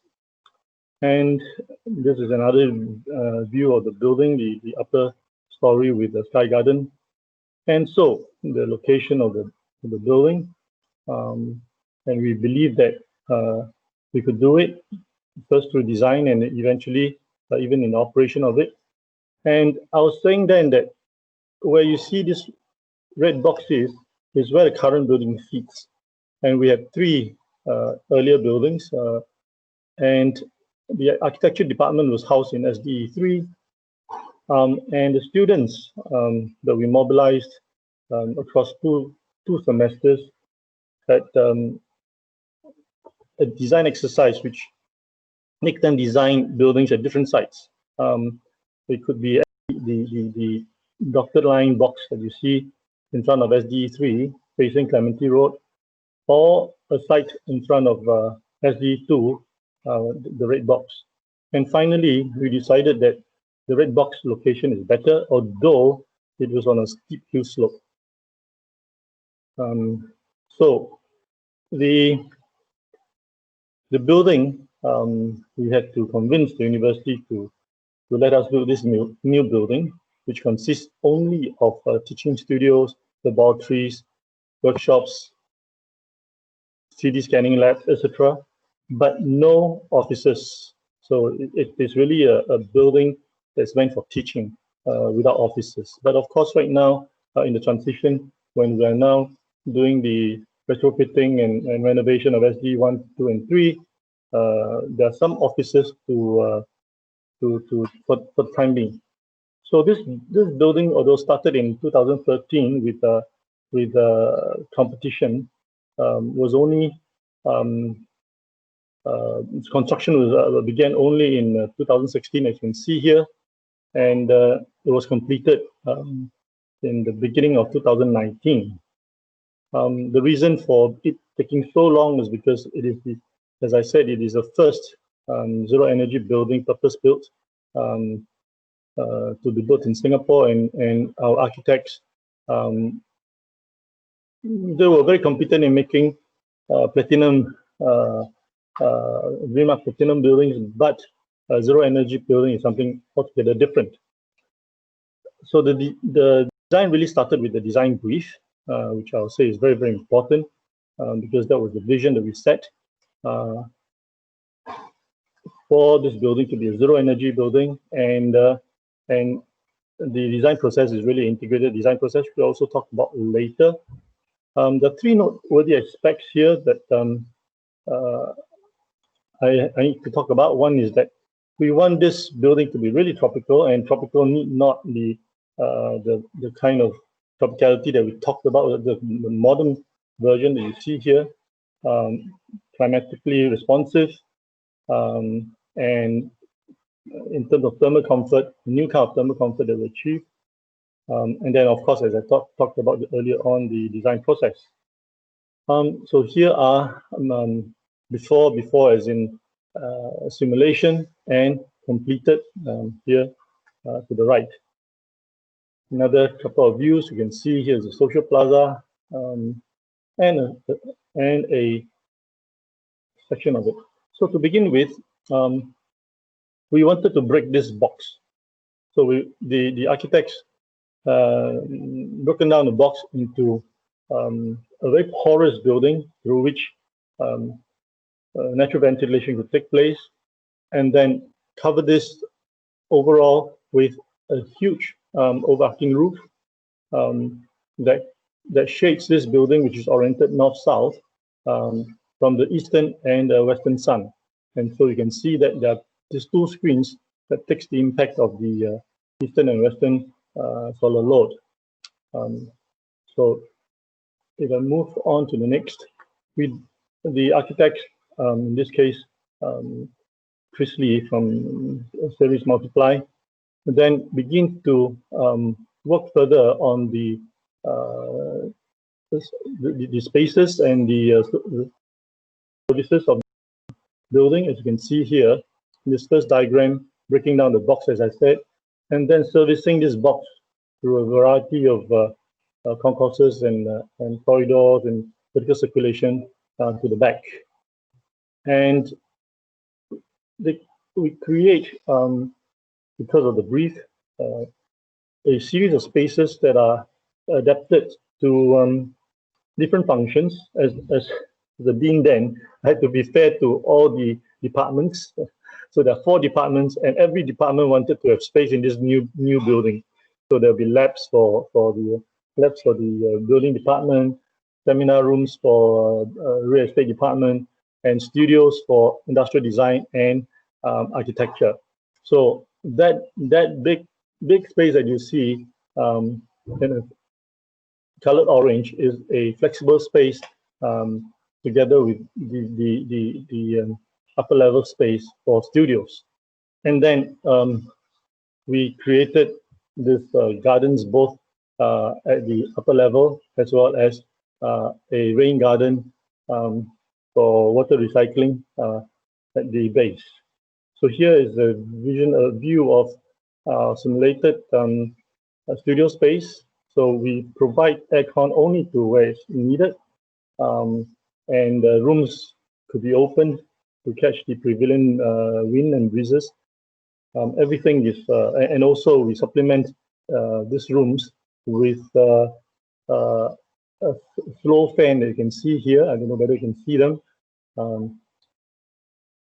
And another view of this studios. These are, of course, the spaces that consumes the most energy typically. But as you can see later, the strategy that we employed to reduce the energy consumption here, all those strategies that were mentioned in the earlier speaker employed here, from LED lights to this intelligent fans. You can see here smart fans here that are occupancy sensor activated. So this is in operation. You can see all this sun shading, as well as the possibility of having screens. So let me come to this chart, which is pretty important. So this is on one side is a COP for mechanical ventilation and a fan coil unit. On this side is the energy consumption in terms of megawatt hours per annum. You can see that for a building as business as usual building like our SD123, that would be our consumption, 1947. Our architects went in to optimize the envelope, and I'll show you what they did. But even then, we could only reduce by 300 here, and then high efficient aircon system we could reduce further. Hybrid system reduce it further, and then we do a series of design options and optimization, and finally in February 2015 we arrived at a scheme where we achieved 497, and if we coupled our roof with PV, we could generate 510. And you can see here, that is what we did for the studios. As we said, overhang, sun shading at 15 degrees, even having a screen, the ceiling fans, and the LED lights. So, as I mentioned earlier, the aircon, mechanical ventilation, and FCU really is the biggest consumer of energy. And we had a choice. We had a choice to use either the single coil twin fan system that our Department of Buildings colleagues were sort of invented.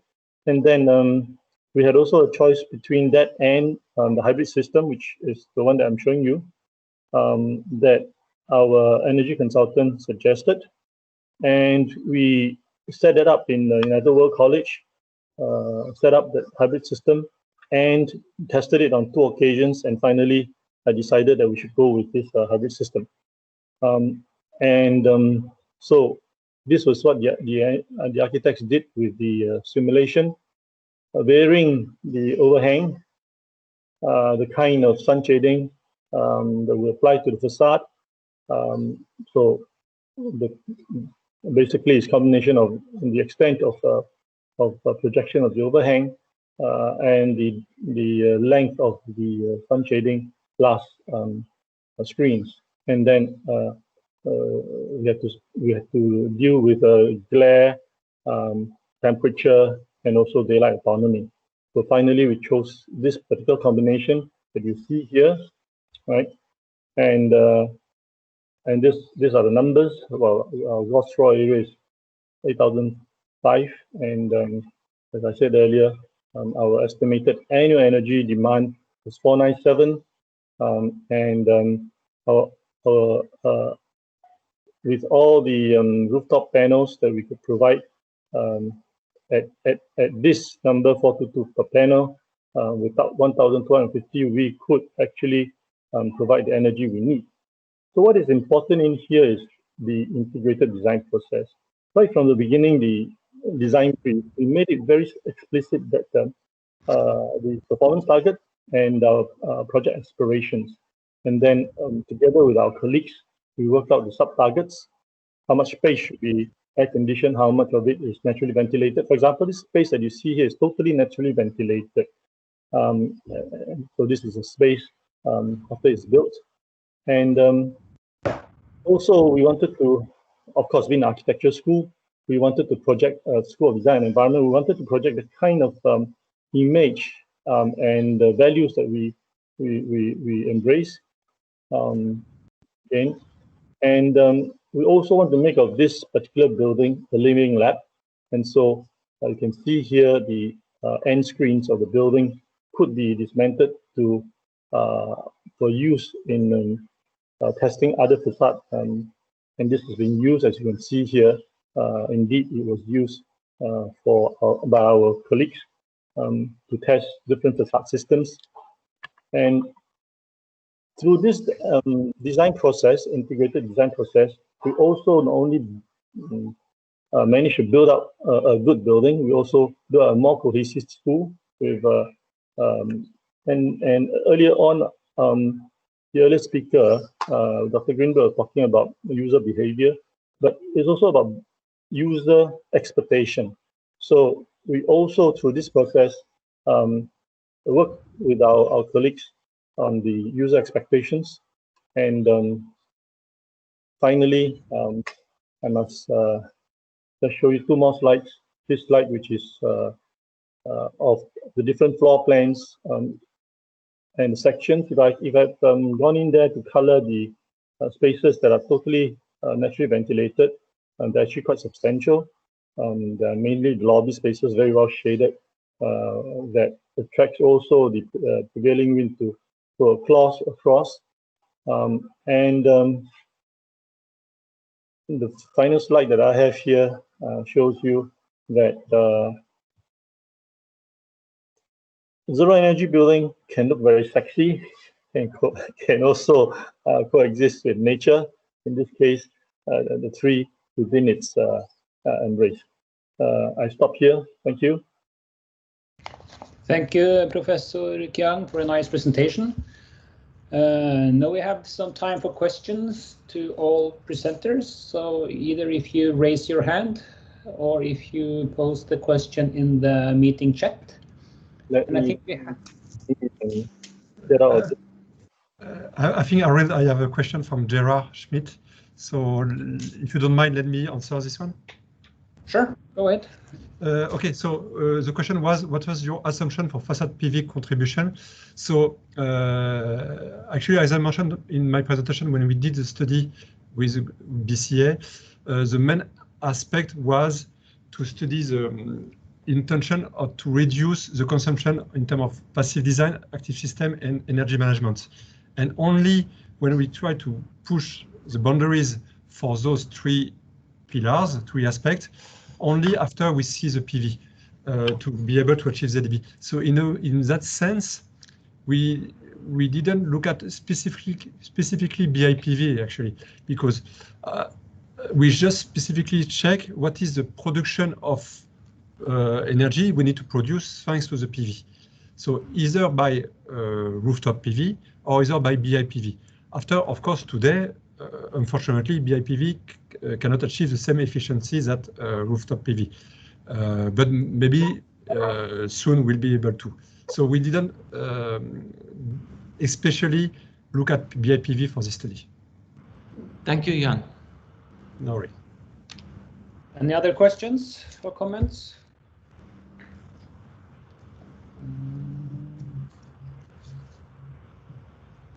I don't see no, I don't see any hands up.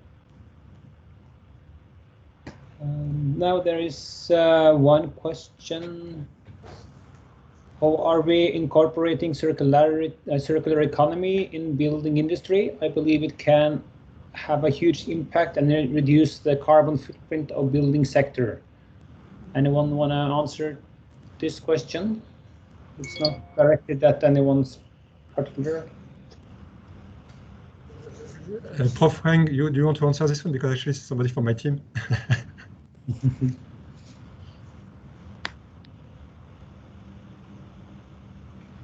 Well, we are incorporating more and more circular economy in the building industry, from say demolition waste, for instance. Demolition waste is indeed cycle. I think 100% of our, if I'm not wrong, this year, correct me, if I'm not wrong, 100% of our, almost 100% of our. Sorry, we cannot hear you very well, Professor Heng. Can you hear me now? Better. Yes, Yeah. Sorry, we didn't hear you actually. Yeah. I was saying that construction waste, to begin with, demolition waste, demolition waste, most of it is recycled, aggregate and rebar and all that. Sure. And yes, I agree that it's important, but how else ensure that the other means. It's still a bit unclear. I don't know if you're talking far away from the microphone. I don't know why. Could you all hear me just now when I was making the presentation? Yeah. Yeah, when you presented it was fine, but now it's not so clear. I don't know why. Anyways, let me stop here. Okay, so maybe let's add on something. Oh, Aoife, please go ahead. No, I just, while the sand issue is being resolved, I just wanted to say, that it's so important to, in the calculations, to include this embodied carbon, the end of life. And from a design point of view, to put a lot of emphasis on designing for disassembly and considering that end of life handling of the materials is hugely important. And to sort of really maximize the opportunities for reuse and recycling of materials. So that's something that's hugely important in the design of net ZEBs going forward. Yes, allow me to add something what Aoife said. So definitely Suvera, definitely that should be the target, because when we study operational carbon and embodied carbon, we cannot go without circular economy. And in the future studies that we will work with SGBC and our other partner, definitely that one aspect you should look at it. But we also need to be careful because circular economy is quite huge. Because if we speak about fabrication, transport, installation, demolition, recycle, that's I think what you mean about circular economy for building sector. That's a lot of different impact and different partners that we need to work with to be able to study at full scale this type of elements. So I think operational carbon is more like indeed the daily life of the building. Embodied will touch a bit on it, but definitely I think the main objective, and I agree with you, Severa, should be go on that target at a long-term basis. So but we need to, in my point of view, we need to first pass by the operationals that we are doing, plus the embodied carbon maybe mainly on either fabrication and recycler, and after combine all together in a global holistic approach and go on circular economy. Because if you go directly straightforward to the full spectrum of it, I think it will be too big to study in one shot. If I may, can you hear me? Yes, please. Yeah. No, I agree totally with Dr. Grynberg, because I talked about only the demolition waste. Because if you are looking at the whole thing, I mean, as a planner, the construction industry is about the largest, the sector with the largest multiplication factor. So you're looking at, whereas some other sectors you're looking at 1.3, 1.5. We are looking at, in some places, close to 3 for construction sector. In the construction industry, that means it impinges on almost every aspect. And so it is really very, very big sector. And if you're talking about the building industry, in terms of circular economy, it can only progress bite size by bite size. Yeah. And then we have another question. I think it's the last question for this session, or actually we got 2 questions now.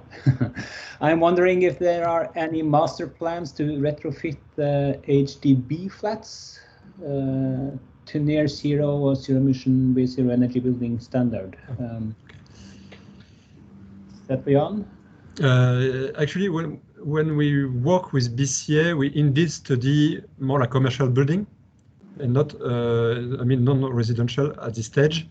But I'm pretty sure HDB on their side will go to study. Will go to study how to achieve it. But HDB is different concept actually.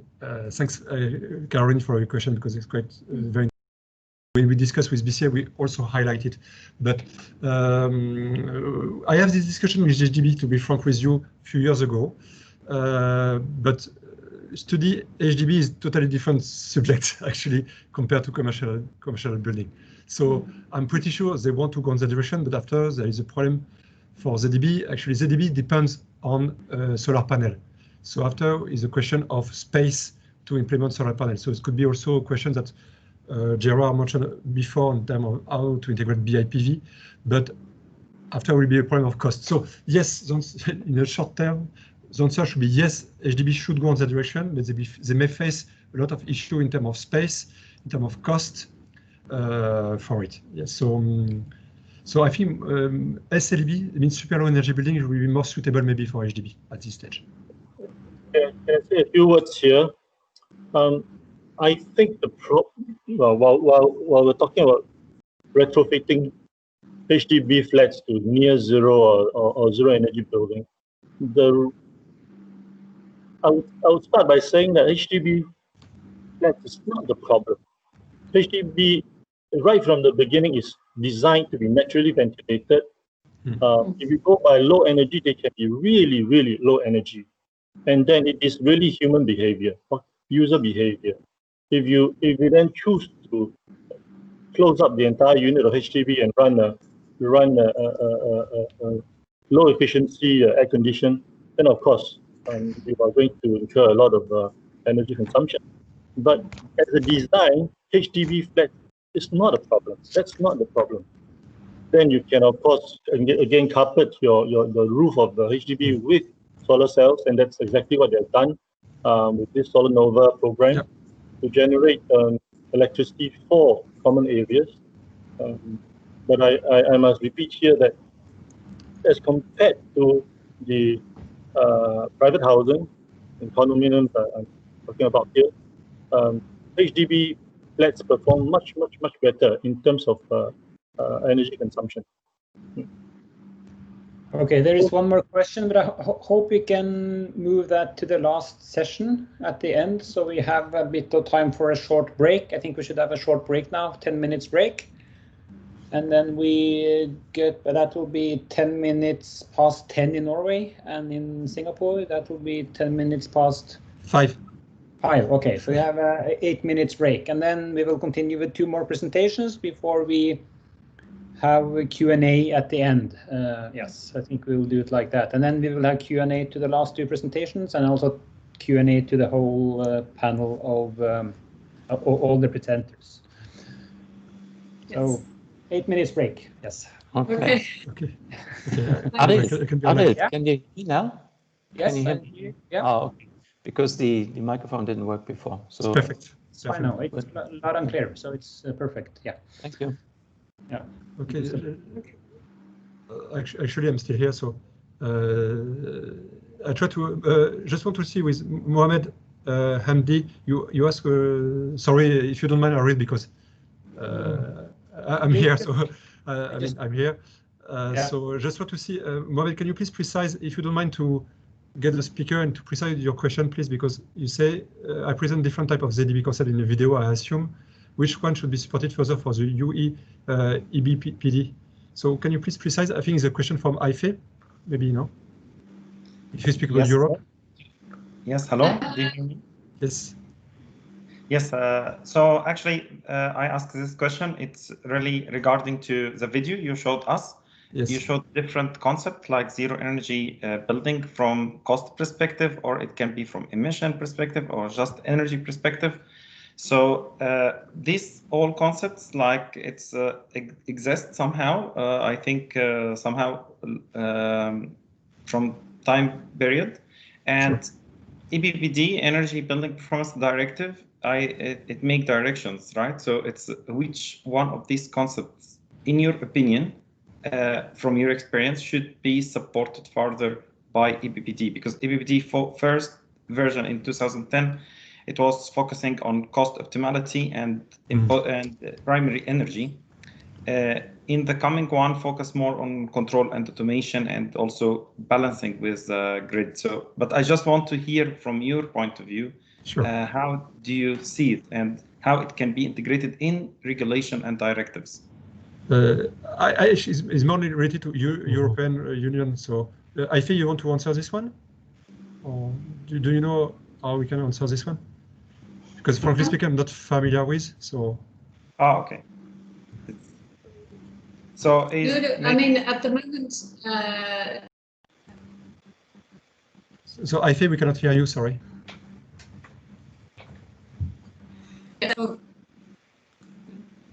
Sorry, we have a lot of cut in your voice.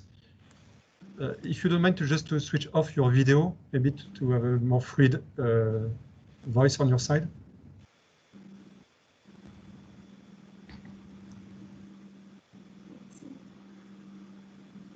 We lose you, Aoife, again.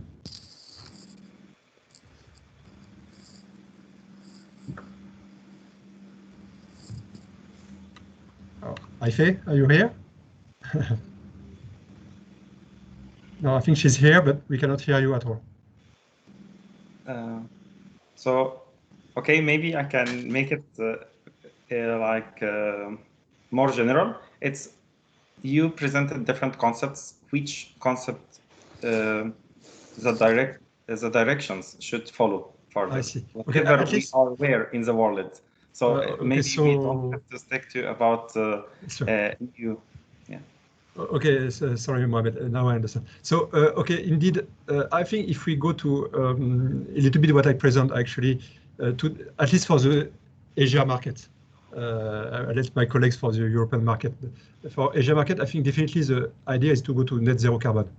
That's also guided by World GBC, and see where and push that direction, because embodied carbon definitely has an influence on the energy, and we should reduce it as much as we can. Yeah. So let's say, to answer clearly your question, net zero carbon. After, of course, the costing, I think there is in the video, there is a costing also aspect. I think this is very ambitious, and it will be maybe the next step after that. But at this stage, let's say embodied carbon. Yeah. Oh, thank you. Okay, so Arild, should we continue for the next speaker? So with the next, it is yourself or Prof. Gerhard Schmitt? Sorry. Let me check the program. Sorry for that. I think it's me first. Okay, so Arild, please go ahead. Go ahead. So now we will work more. Have two presenters more on the district level aspect. So Arild Gustavsen will introduce to you the ZEN research, I think the ZEN zero emission neighborhood concept. Yes, please, Arild, up to you. Okay, thank you. I will just try to follow my own time since I've been so strict to the others. Yes, I'm here, don't worry, I will remind you. Okay, thank you, just do that. Okay, so the title of my presentation is Zero Emission Neighborhood Concepts, Opportunities and Challenges. And as you know, also from Aoife's presentation, we have been working on zero emission building concepts since 2009 in the previous research center on zero emission buildings. And as you saw, the concept here is to aim for zero emission during the life cycle of the building, and then including materials, the construction phase and the use phase, and then to have renewable energy production compensating for all these emissions. And before going into the neighborhood dimension, we did some studies of how this can influence the total energy demand of the Norwegian building stock if we implement zero emission building ambition levels in the Norwegian regulations. And then we did an analysis of different scenarios until 2050. And if we look at the built area, we see that there will be an increase in built area. Also in Norway towards 2050, it's about a 30% increase in built area.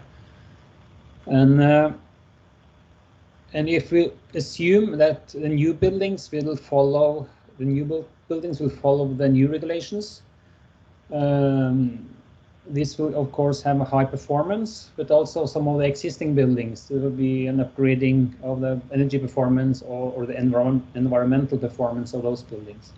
So by this transition, we see that we can have a reduction of energy use in the building sector, and depending on what kind of scenario we follow. And we have 3 different scenarios. We have a baseline scenario, sort of implemented the current standard and slightly increasing the ambition levels according to EU regulations.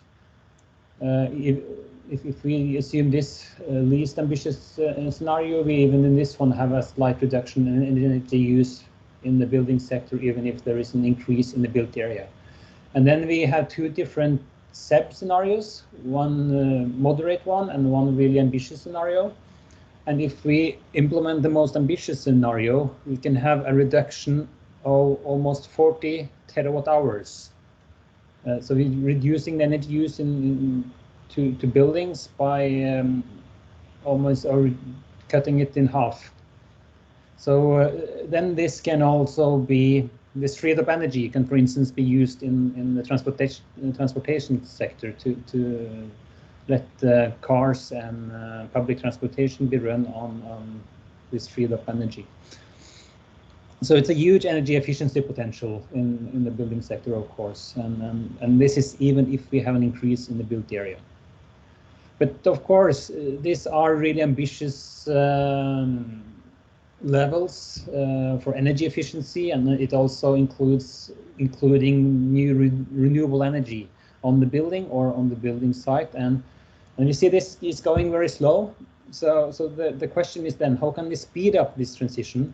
Of course, you need more ambitious regulations, but are there other ways? And that is why we in Norway started to look at the neighborhood dimension. And so we are now working on the zero emission neighborhood concept in our new center, the Research Center of Zero Emission Neighborhoods in Smart Cities. And internationally, there are several initiatives on this area. You have the Positive Energy District, you see Sustainable Plus Energy Neighborhoods, and also low carbon neighborhoods and low carbon districts. And we're just working on a review paper, sort of seeing what is how this is defined internationally, and a lot of different specifications come up. But I'll get a bit more into detail on what we are working on. And this is in the Research Center on Zero Emission Neighborhoods in Smart Cities, where the main vision is to develop sustainable neighborhoods with 0 greenhouse gas emissions. And then again, take to the life cycle of the neighborhoods. And then the lifetime will depend on what kind of infrastructure we are looking at. So I'll get a bit back to that. Research-wise, we have divided the work in 6 work packages. Work package 1 is on development of an analytical framework for design and planning of zero emission neighborhoods, including the ZEN definition, what this is all about. We're looking at policy measures, innovation and business models. Work package 3 is on responsive and energy efficient buildings. So the building and the building stock is still a central part of the research we're working on, but more and more looking at the possibility for producing renewable energy or providing flexibility to the grid. And work package 4 is on energy flexible neighborhoods, where we look at the interaction between the buildings. And just to illustrate, today most buildings are cooled or heated individually. There is not much interaction between the buildings, and as a case of this, we often maybe can cool one building and we can heat a neighboring building without actually looking at synergies. So this work package are dealing a lot more with synergies between buildings and also between neighborhoods, and also a lot on flexibility, but then on a neighborhood scale. Work package 5 is looking at the interaction between these zero emission neighborhoods and the surrounding energy system. But of course, they are still interacting and a part of the larger energy system. Work package 6 is on pilot projects and living labs, because we found in the research center on zero emission buildings that using our knowledge throughout the center period is really important to test it, and it's also a nice innovation area when you work on real projects. Then a bit more on the definition. So we have 2 reports, one stating or being about the definition itself, and another report on how to use the definitions in real pilot areas. So I'll just state the definition as it is now, and we know that this will be refined and revised as we work on these topics. So this is the first version, and we plan to have a new version by the end of next year when we have used it in some of the pilot projects. So as it says here, a zero emission neighborhood aims to reduce its direct and indirect greenhouse gas emissions towards zero within its life cycle. So aiming for the zero level is important, and this is then repeated in the first focus area. But we also have to work with energy efficiency, and it's also aimed that these neighborhoods should powered by a high share of new renewable energy in the neighborhood energy supply system. We should also manage energy flows within and between the buildings and exchanges with the surrounding energy system in a smart and flexible way. Next, we should promote sustainable transport patterns and smart mobility systems. Further, we should look at economic sustainability by minimizing total life cycle costs and life cycle system costs. And we also need to plan and locate amenities in the neighborhood to provide good spatial qualities and to stimulate sustainable behavior. As this is part of a research center scheme by the Norwegian Research Council, innovation is also a really important topic. So we should follow up and promote new innovations, and both from the research partners, but also towards and in collaboration with the industry partners. I mentioned the pilot projects. So far we have nine areas we are working on, from Bodø in the north till Bærum in the south.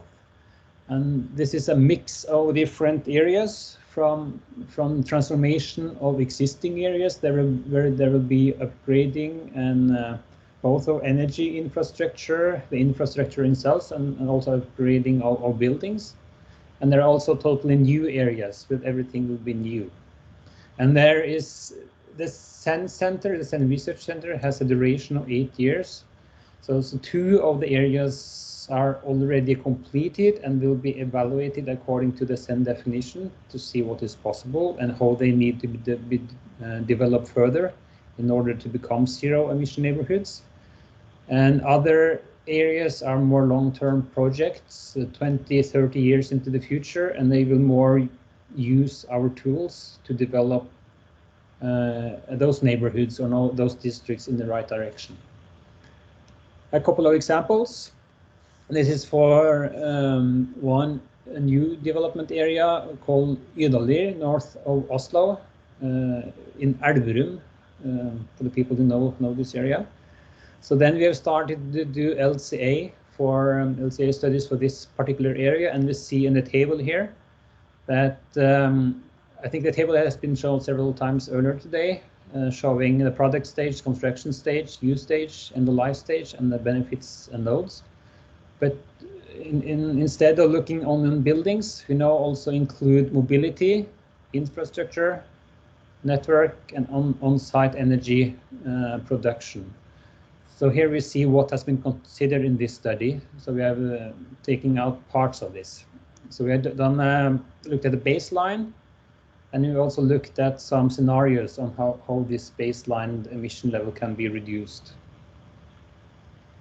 So here we see from the bottom the building emissions, and then connected to the product stage, and the replacements, and also operation, which is moved up to other areas here, but you see the total level here. And this is during a 60-year lifetime.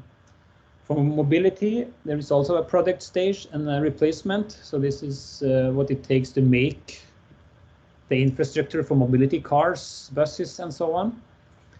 And we also have emissions related to the transportation, energy use in the operational phase. Then we have in the infrastructure, also infrastructure for the product stage and the replacements. And then on-site energy production of heat and on-site energy production of electricity. So they are considering different systems here, a cogeneration system and PV that has been considered. So in this area, a school and a kindergarten has already been built, and then they are now planning close to 1,000 dwellings, residential housing. So we see that the building is important, but mobility contributes even more. So when planning new neighborhoods, addressing the mobility issue and making sure it's based on environmental principle, or also important that we locate different amenities and different services in close proximity to where the people live is important to reduce the mobility. And then infrastructure is important, but not as much as the buildings and the mobility part. And in the original, this is the original plans. So it has not yet been optimized and aiming for the zero emission building balance. So it's still quite a lot to gain from optimizing it further. A couple of more minutes. And then we have studied, looked at different scenarios, what can be improved. Elverum is the neighboring or the rest of the municipality, so that uses more overall. And if we use even better housing technologies, we can reduce the emissions by 20%. We can include car sharing and ultra low performance level for buildings. We can reduce it even more, and so on. So we also the benefits of the renewable energy production depends on the CO2 factor we use. If you use the Norwegian factor, which is then based mostly on clean energy, it doesn't improve the situation. But if you use the EU factor, it becomes better, because then we substitute dirty energy in Europe. So there's a big potential for improvement based on current technologies. One other example, this is from Fornebu, and looking at the street connectivity, and this also relates to how we can reduce mobility. And by doing this in a better way, we can increase the connectivity between the different areas. So it's a lot to gain by planning in a more sustainable matter and looking at sustainability across the scale of the neighborhood. Yes, I think I will stop there. I'm gonna do that. I have a couple of more slides that you can get later, connected to the sustainable plus energy neighborhood concept, which are looking more on the energy part of this, but I think I'll stop here. So Yann, please. Okay, thanks, Arild. Thanks a lot for your presentation. So let's move on to Professor Gerhard Schmitt presentation. Please, Professor. And please, and also to everyone, don't hesitate to raise your question in the meeting chat. Prof, up to you. Thank you very much. I'm just uploading the slides now. Sure.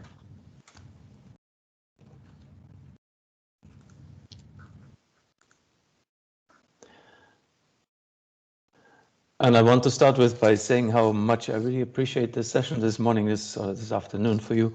It's really fantastic. It's very, very precise input, and also the comparison between our different continents, countries, cities, and so on. So thanks for your presence also. Yes.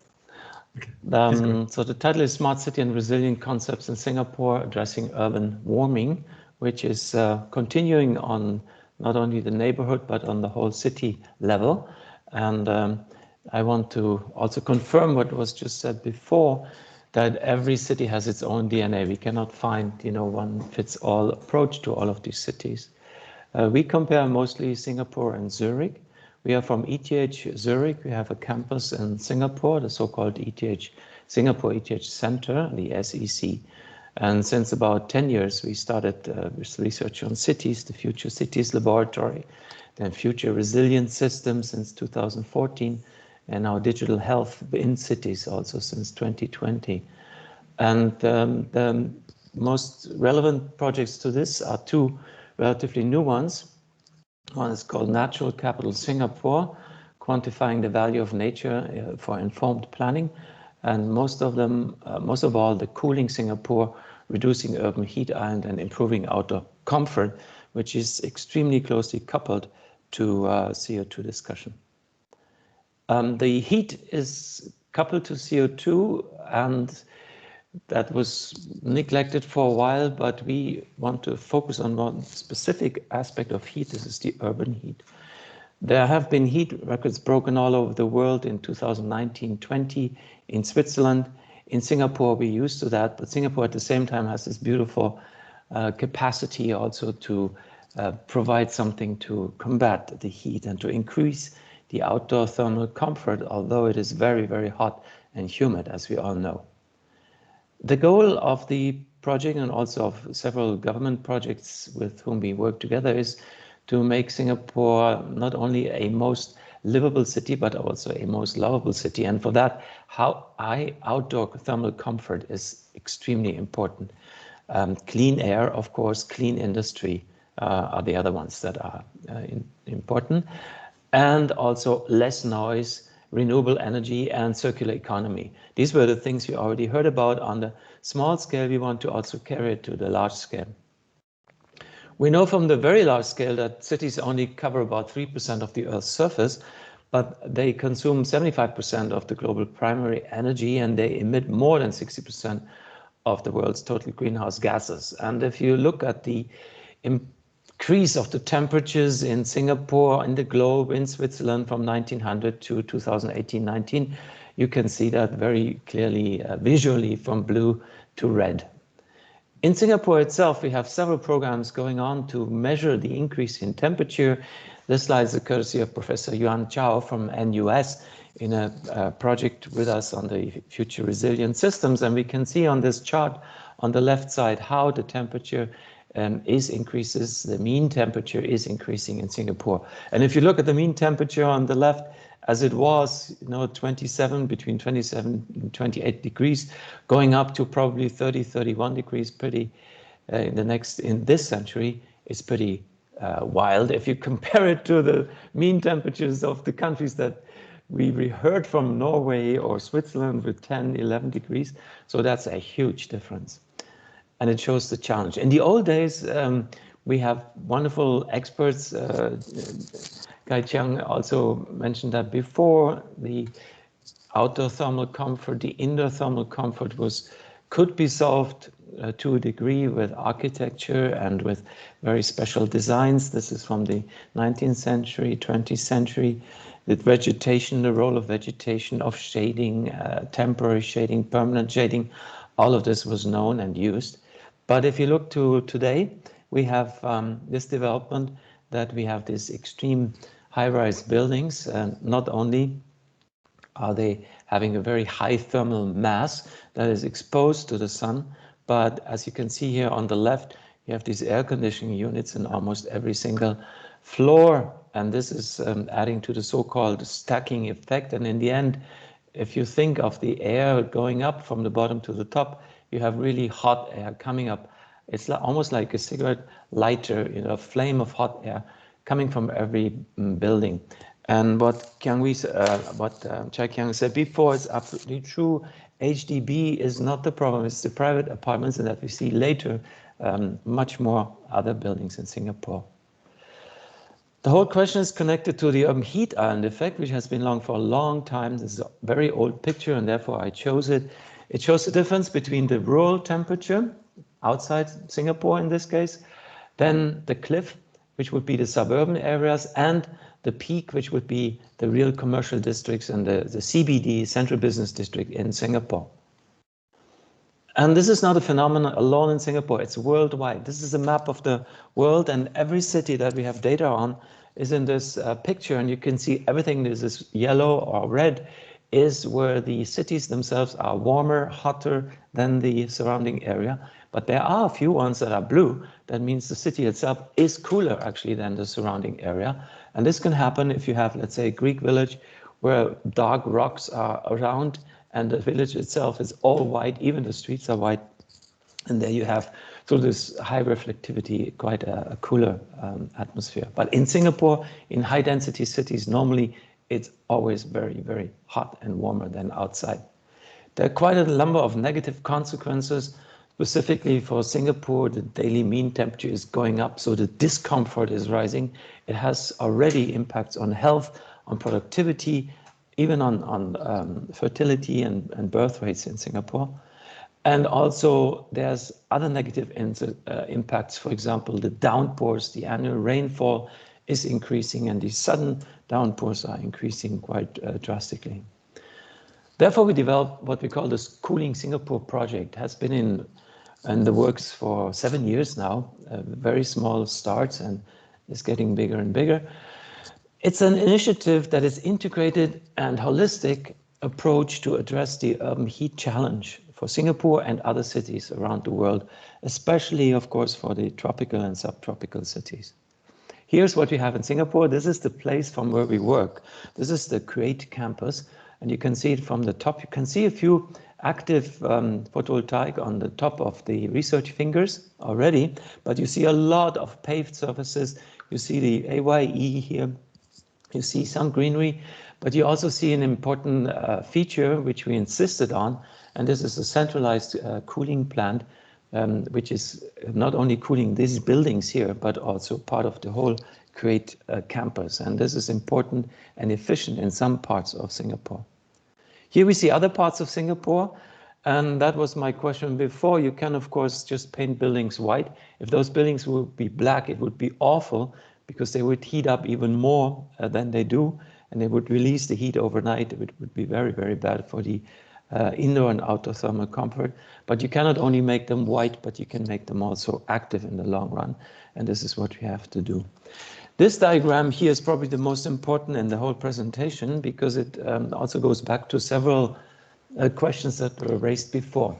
This is a Sankey diagram of Singapore, and it lists all Singapore anthropogenic heat sources, so human-made heat sources. On the left, you have all the sources, the heat coming into the city, to the island, and on the right, you have the demand, how this heat is used, or how this energy is used. And as electricity is generated in Singapore almost 100% by burning natural gas, there's a very, very close match between what is coming in, which is processed, and what is coming out. What is coming out as electricity eventually will become heat because of the degradation of the energy. So on the left side, we have the biggest incoming sources is, of course, natural gas, piped natural gas, some waste and biomass, very little, some coal, very extremely little, some liquefied natural gas, getting more and more, then a huge amount of petroleum products, and an even bigger amount of unrefined crude, but which is already exported or mostly exported again, so we don't consider it here very much. But making electricity, as you can see here, for the entire city, burning natural gas is this process here. Here you have the electricity generation, which is contributing quite a bit to the urban heat, to the anthropogenic heat in the city. As a matter of fact, you can see this big red line here at the top, So this is the contribution of the power sector, more than 3,000 tons of kilotons oil equivalent per year, just from the heat generation. Then there's a lot on industry, 60% of the heat and the electricity in industry. Then we see the buildings, about 12%, the transportation 11%, and miscellaneous only 3%. And miscellaneous means the human metabolism, all the humans and the animals that are in Singapore, that is their contribution to the anthropogenic heat. Tiny compared to the huge, overwhelming industrial power sector in Singapore. The building sector, as mentioned before, and again, what Chye said, HDB is not the problem. The building sector is including everything, including commercial buildings. And the buildings, the residential buildings, is a tiny fraction of the overall heat being produced going into Singapore, less than 6%. So keep that in mind, and it also shows where we have to act on. Also, this makes a point for every city has its own DNA. This is Singapore. So here we know exactly we have to speak, we have to work with industry, with the power sector, with the transportation and the building sector in order to reduce the greenhouse gases. In Switzerland, it's a completely different picture. In Switzerland, this whole industry part would be less than 20%. And in the power sector, there would be almost, in the electricity generation sector, there would be almost zero CO2 or heat released because it's almost all water and nuclear. So in Switzerland, the individual person is controlling more than 2/3 of all the greenhouse gas emissions, where in Singapore, the individual is controlling less than 20%, although Singapore and Switzerland per person have almost the same greenhouse gas emissions. So this is why every city, every country has to be looked at very differently. Back to Singapore. What can you do to calculate this heat island effect? We broke down the entire island to 300 by 300 meter grids. We built a Cooling Singapore demonstrator. Here you can see certain areas that we look deeply into, like the CBD and also in Punggol areas. And then we can see already here in the central part of Singapore, it's cooler because there's no building, no built-up area, and here it's very hot, in the CBD. Here's this presentation by, again, Professor Yann, where we can see the different releases of heat and also the anthropogenic heat emission from residential buildings only in Singapore. And again, you can see how the density and the residential heat is distributed unevenly over Singapore. And here, of course, in Punggol, there is less residential buildings. But also the transportation sector. Here we show exactly where and how much of the anthropogenic heat from transportation is released into the Singaporean system. We have tried to make a catalog of individual measurements that has been covered very well in the previous discussions, so I don't want to go into that. But urban geometry makes an impact, of course, makes an impact. Of course, water bodies make an impact in the neighborhood and on the city level. Also, the shading has an impact. Then the materials and surfaces influence the whole situation. The transportation does, and also the energy generation and heat losses in buildings do. So this whole catalog of 86 measurements and methods has been released, and it can be used for any purpose. Here we see now our own simulation where we show how much it changes over time. In the top left, look at the daytime. It's 5 o'clock in the morning. Sorry, we cannot see your video. Yes, you cannot see the video. Okay. Yes. And also, if you don't mind, it's 5 more minutes. Is it okay for you? Yeah. Okay. Can you see the video now? No, it's not launching. No? We see you want to show video. Okay. Yeah, now it's okay. It seems okay. No, it's okay. Now it's okay. But you can see how it changes the heat island effect over time. You can also see now, 5 o'clock, 6 o'clock, the cars driving in the city, how they release heat into the system. And you can see the central part of the city is always protected, but the outer parts and the CBDs, of course, they suffer from this urban heat island effect very severely. It's not only that, it's also the health that's impacted. You can see in different parts of the day, there is a vulnerability index that we create for Singapore now, and that shows where it is safe to be, to live under certain conditions, depending on more than 60. And this gives you a completely different picture of Singapore. We're entering a second phase, which we call Cooling Singapore 2.0. For this, we built a digital urban climate twin, a huge digital climate twin of the whole city. From the real world, we go to the digital twin to make what-if scenarios, to go on micro and mesoscale simulation, and then we can use these simulations for creating scenarios for the URA and other agencies to improve the situation. We base this on what we call a federation of computing models. It's a huge complex collection, as you can see here, and this federation of computing models interacts with each other, and with that we get a pretty close advice how to improve the situation.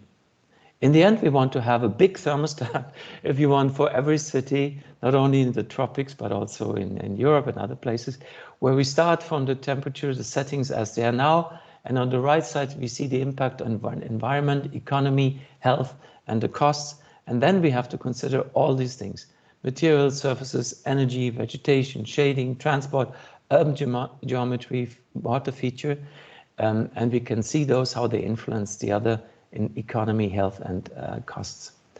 All of this is technical. It will not work without the citizens being involved in it. We call this citizen design science that has beautiful precedents in history. Here, for example, in the Ponte Vecchio in Florence.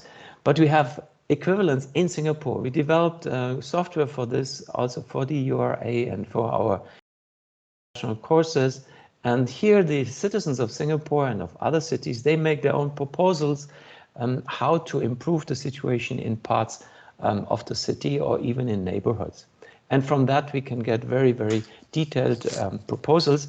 We can run those to the federation of models and get real impact and real feedback how the situation could be improved. As you can see here, there's not a problem only in Singapore. We will start a parallel project in Zurich and other cities, Cooling Zurich. We can see the same urban heat island effect, but now we have the physical means and we have the computational means to make predictions and to make suggestions how to reduce the urban heat island effect and make the cities healthier, more productive, and more livable and lovable. With that, I want to stop. Thank you very much. Thank you, Prof. Gerhard Schmitt, for your very interesting presentation. So now I will ask the floor. Do you have any question for the speakers? I think there is one from Daniel Satola. So is it common to use weather data, which includes the possible effect of climate change, in the business as a usual process of designing building and HVAC system in Singapore?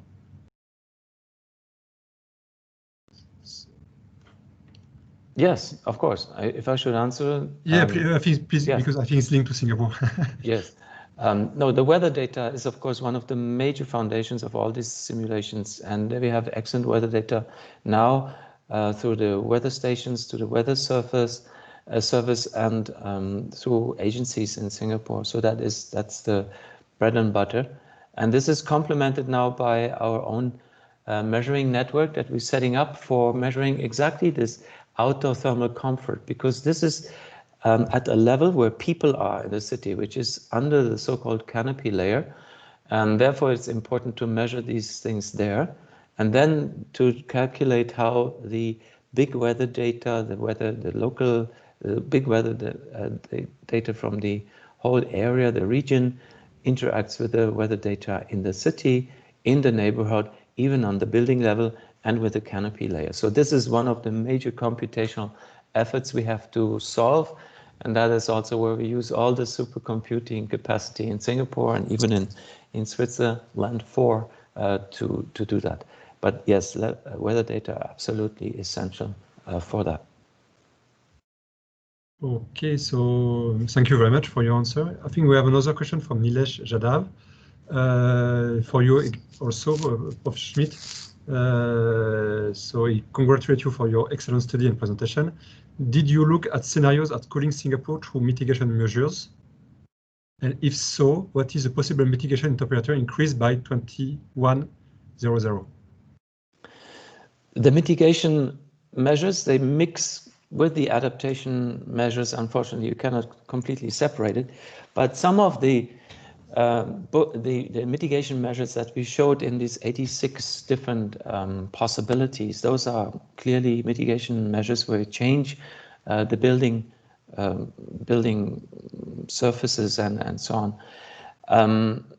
But the biggest mitigation measures would be coming from this Sankey diagram that I showed, because all the heat input into the system is done through a combination of, we call this active anthropogenic heat input, which is industry, transportation, and so on, and passive anthropogenic heat input, which would be the constructed areas, the streets, the buildings, and so on.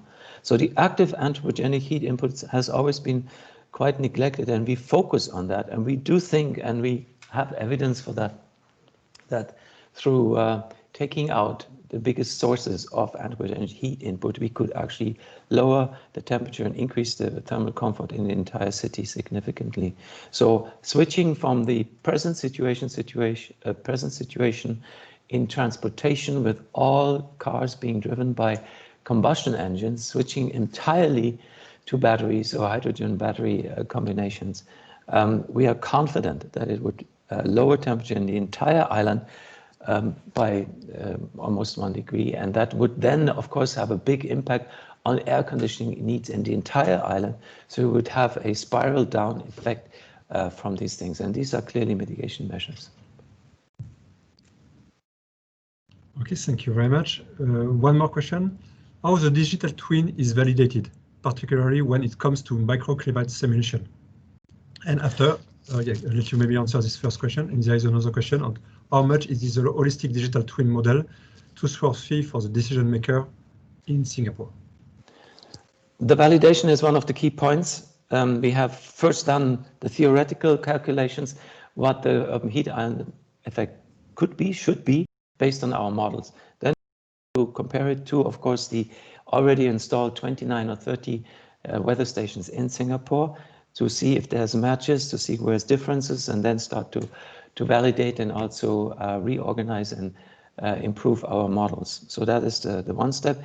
In the previous version of Cooling Singapore, called 1.5, we compared it very detailed in use cases in Singapore. For example, in the CBD area, or in the Punggol area, or in the digital district area.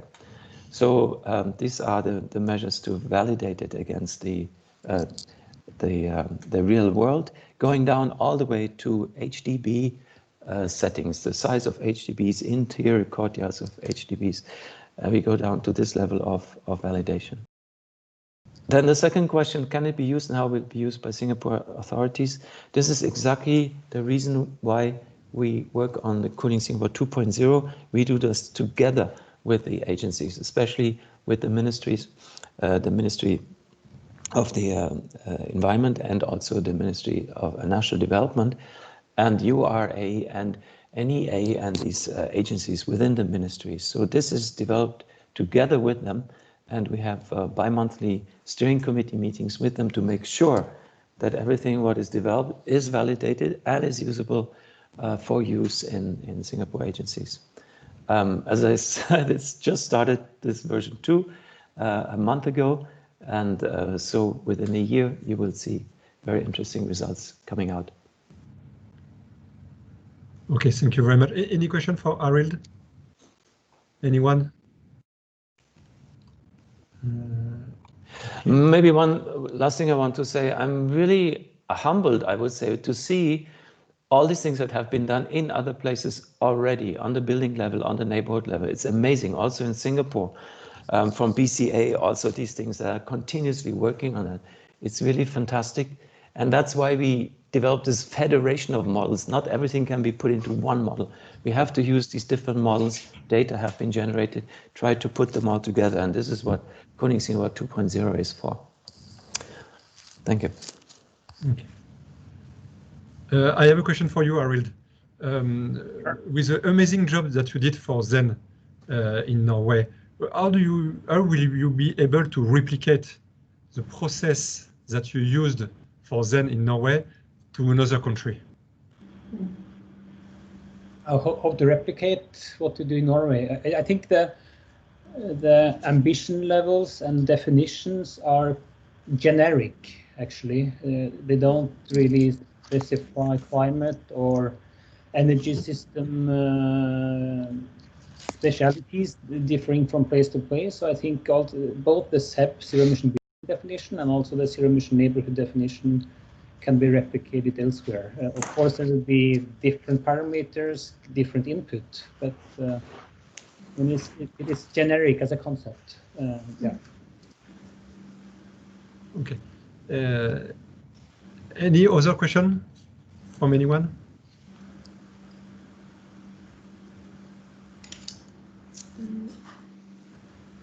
No. Arild? Sure. So, I mean, I think we are quite right on time. We are 10 more minutes, so please don't hesitate. One more shot. Anyone has any question for the speakers? I think it's also possible to ask the other speakers from earlier today. Okay, sure. So for this first session, I would like to thanks again Arild and Prof. Schmitt for their amazing presentation. Is anyone has a question for all the speakers on different topics that we studied in terms of either international context, building level, or district level?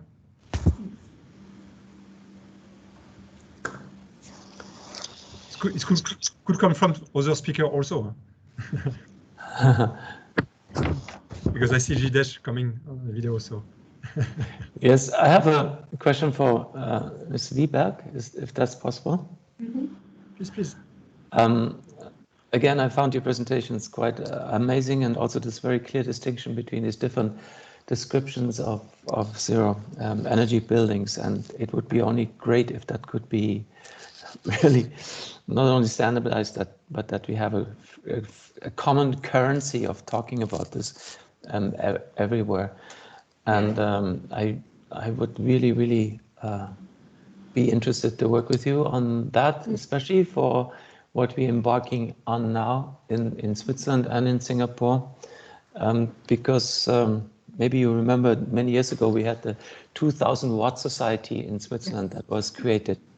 Yeah. And this 2000 watt society was focusing first on the watt, you know, on the energy.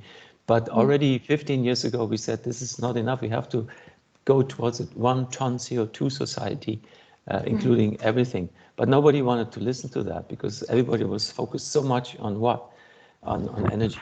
Now for Singapore, of course, at the moment it seems that the 2000 watt society idea is more important because there is so much energy being released into the urban system that it really drives up the urban heat, the active anthropogenic part.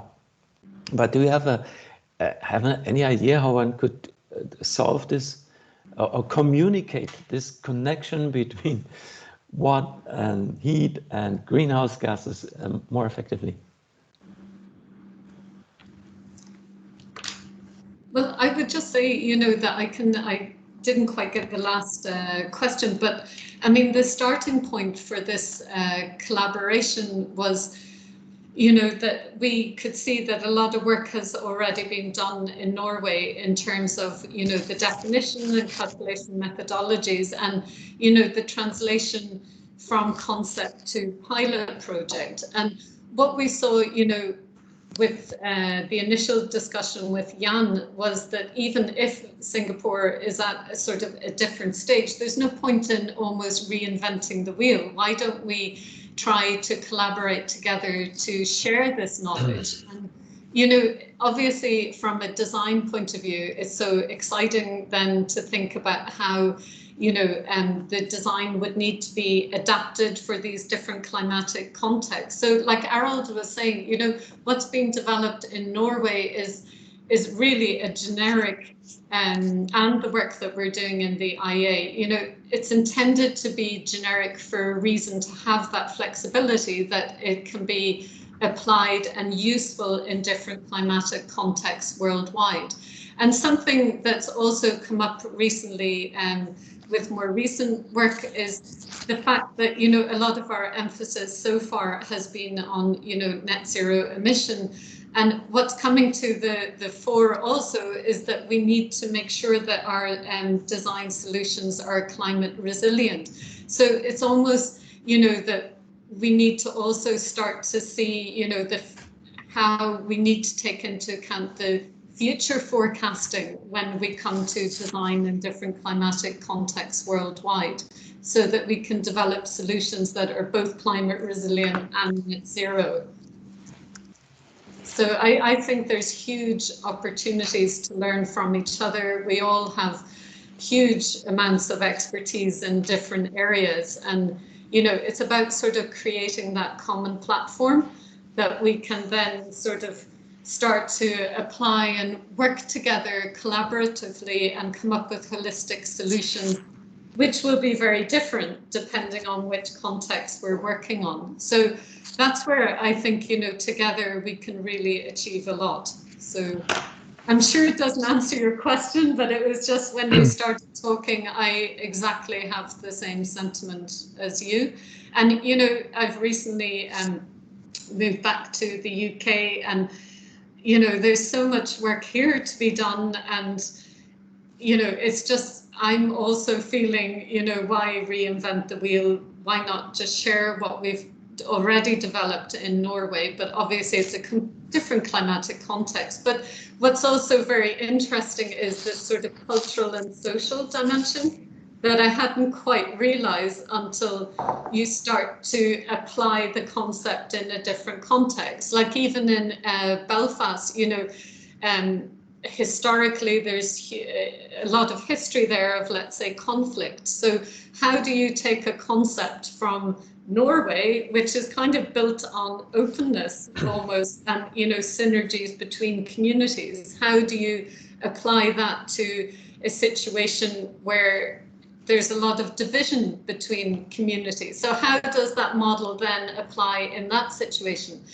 And that's where, you know, and just tell me to stop. Now you've got me started on lots of ideas, but, you know, it's just like we're starting some ideas, you know, out in the Bahamas even, you know, with how do you design for extreme weather conditions, you know? So it just becomes extremely interesting when you could try to solidify this sort of base concept and then start to look at how you know, it's designed differently and it responds differently to a different climatic context. Yeah. Thank you. Just add on that briefly. I think, as I said, the concept is generic, but the design and the solutions, the technologies will be very different, I think. Yeah. So this we have to bring with us, and also the cultural differences will influence the final solutions. So so it's a bit more complex than what I said, but the concept as such is at least usable elsewhere. Yeah. Yes. Okay, so thank you very much again for, I think we don't have any more questions. Per Christer, you want to have the last word before we close the session? Yes, thank you very much. I'd like to, and I really enjoyed listening into to this discussion today. And I see there are so much common interest, and I'm really excited to see if we can bring this further. So of course this is not to be ended, but I just wanted to share just a few reflections of these 3 days of webinars on the Norway Singapore Science Week. We have 3 thematic tracks, as you know. This one is on sustainable urban development. Starting again on Friday, we look at decarbonization. And I really picked up on Professor Schmidt's presentation when it comes to urban heating, because the focus on Friday's event will be on energy efficiency in industry and in community. So definitely, Professor Schmitt, if you have time to attend on Friday, it would also be nice. I'll just show you this focus here then. But anyway, I'd like to go back to the 3 days, just a little bit of summary. We started off on Monday with presentations from the Punggol Digital District, by Professor David Tan from JTC, and that kind of put the foundation for where Singapore is moving from urban sustainable urban development, especially from the digitalization point of view. This was matched then with presenters from Norway, including also the new digital district development, or how can I say, more sustainable district development of the city of Bodø. So I think there is a lot of learning to be done from Singapore, brought back to Norway as well on this thing. So that's a follow-up point. Yesterday we had dug further into the digital elements, open platforms, use of data, visualization, and not at least the roles of the university and research institutions in the common quest to develop sustainable cities and sustainable neighborhoods. And of course today, where the focus was on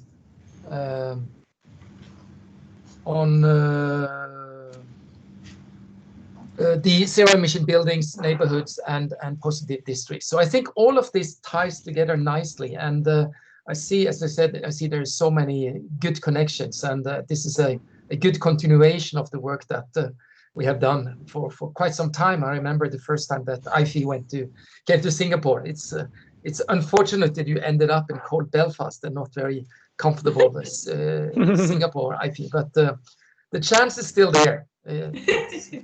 We still have room for you here in Singapore. So anyway, I would like to thank you for this webinar. I would also thank for the other participants in the other webinars, and we'll compile the presentation. We share the sessions. It's all being recorded and available. And I think there is quite a lot of follow-up to be done, and I'm looking forward to that as well. So with that, and thank you very much, Yann and Arild, for excellent moderation of this session. So with that, thank you for me. And I think maybe time to close down, unless Arild and Yann, you want to really close it off. I just want to thank everyone, all the speakers, particularly for their presence today, for their excellent presentation. Thanks all also for attendees to be able to raise questions and participate on this very interesting meeting. And hope we can do that more often. So yeah. Arild, if you want to say one more thing, and let you to close. Just want to add to that. Thank you all for who participated, both the presenters and the ones asking questions, and also the others. I think we had a very nice seminar, and of course, I think the topic is really important when we are addressing climate change, and I do see very many collaboration possibilities. So I would like to explore these further into the future. So I look forward to that. Fantastic, fantastic. And I hope that the next Science Week will be physical, yes. Either here in Singapore. Okay. Okay. Thank you, everyone. Okay. Thank you very much. Have a nice evening and have a nice day, everyone. Okay, thank you. Okay. Thank you. Bye. Thank you all. Thank you. Bye, everyone.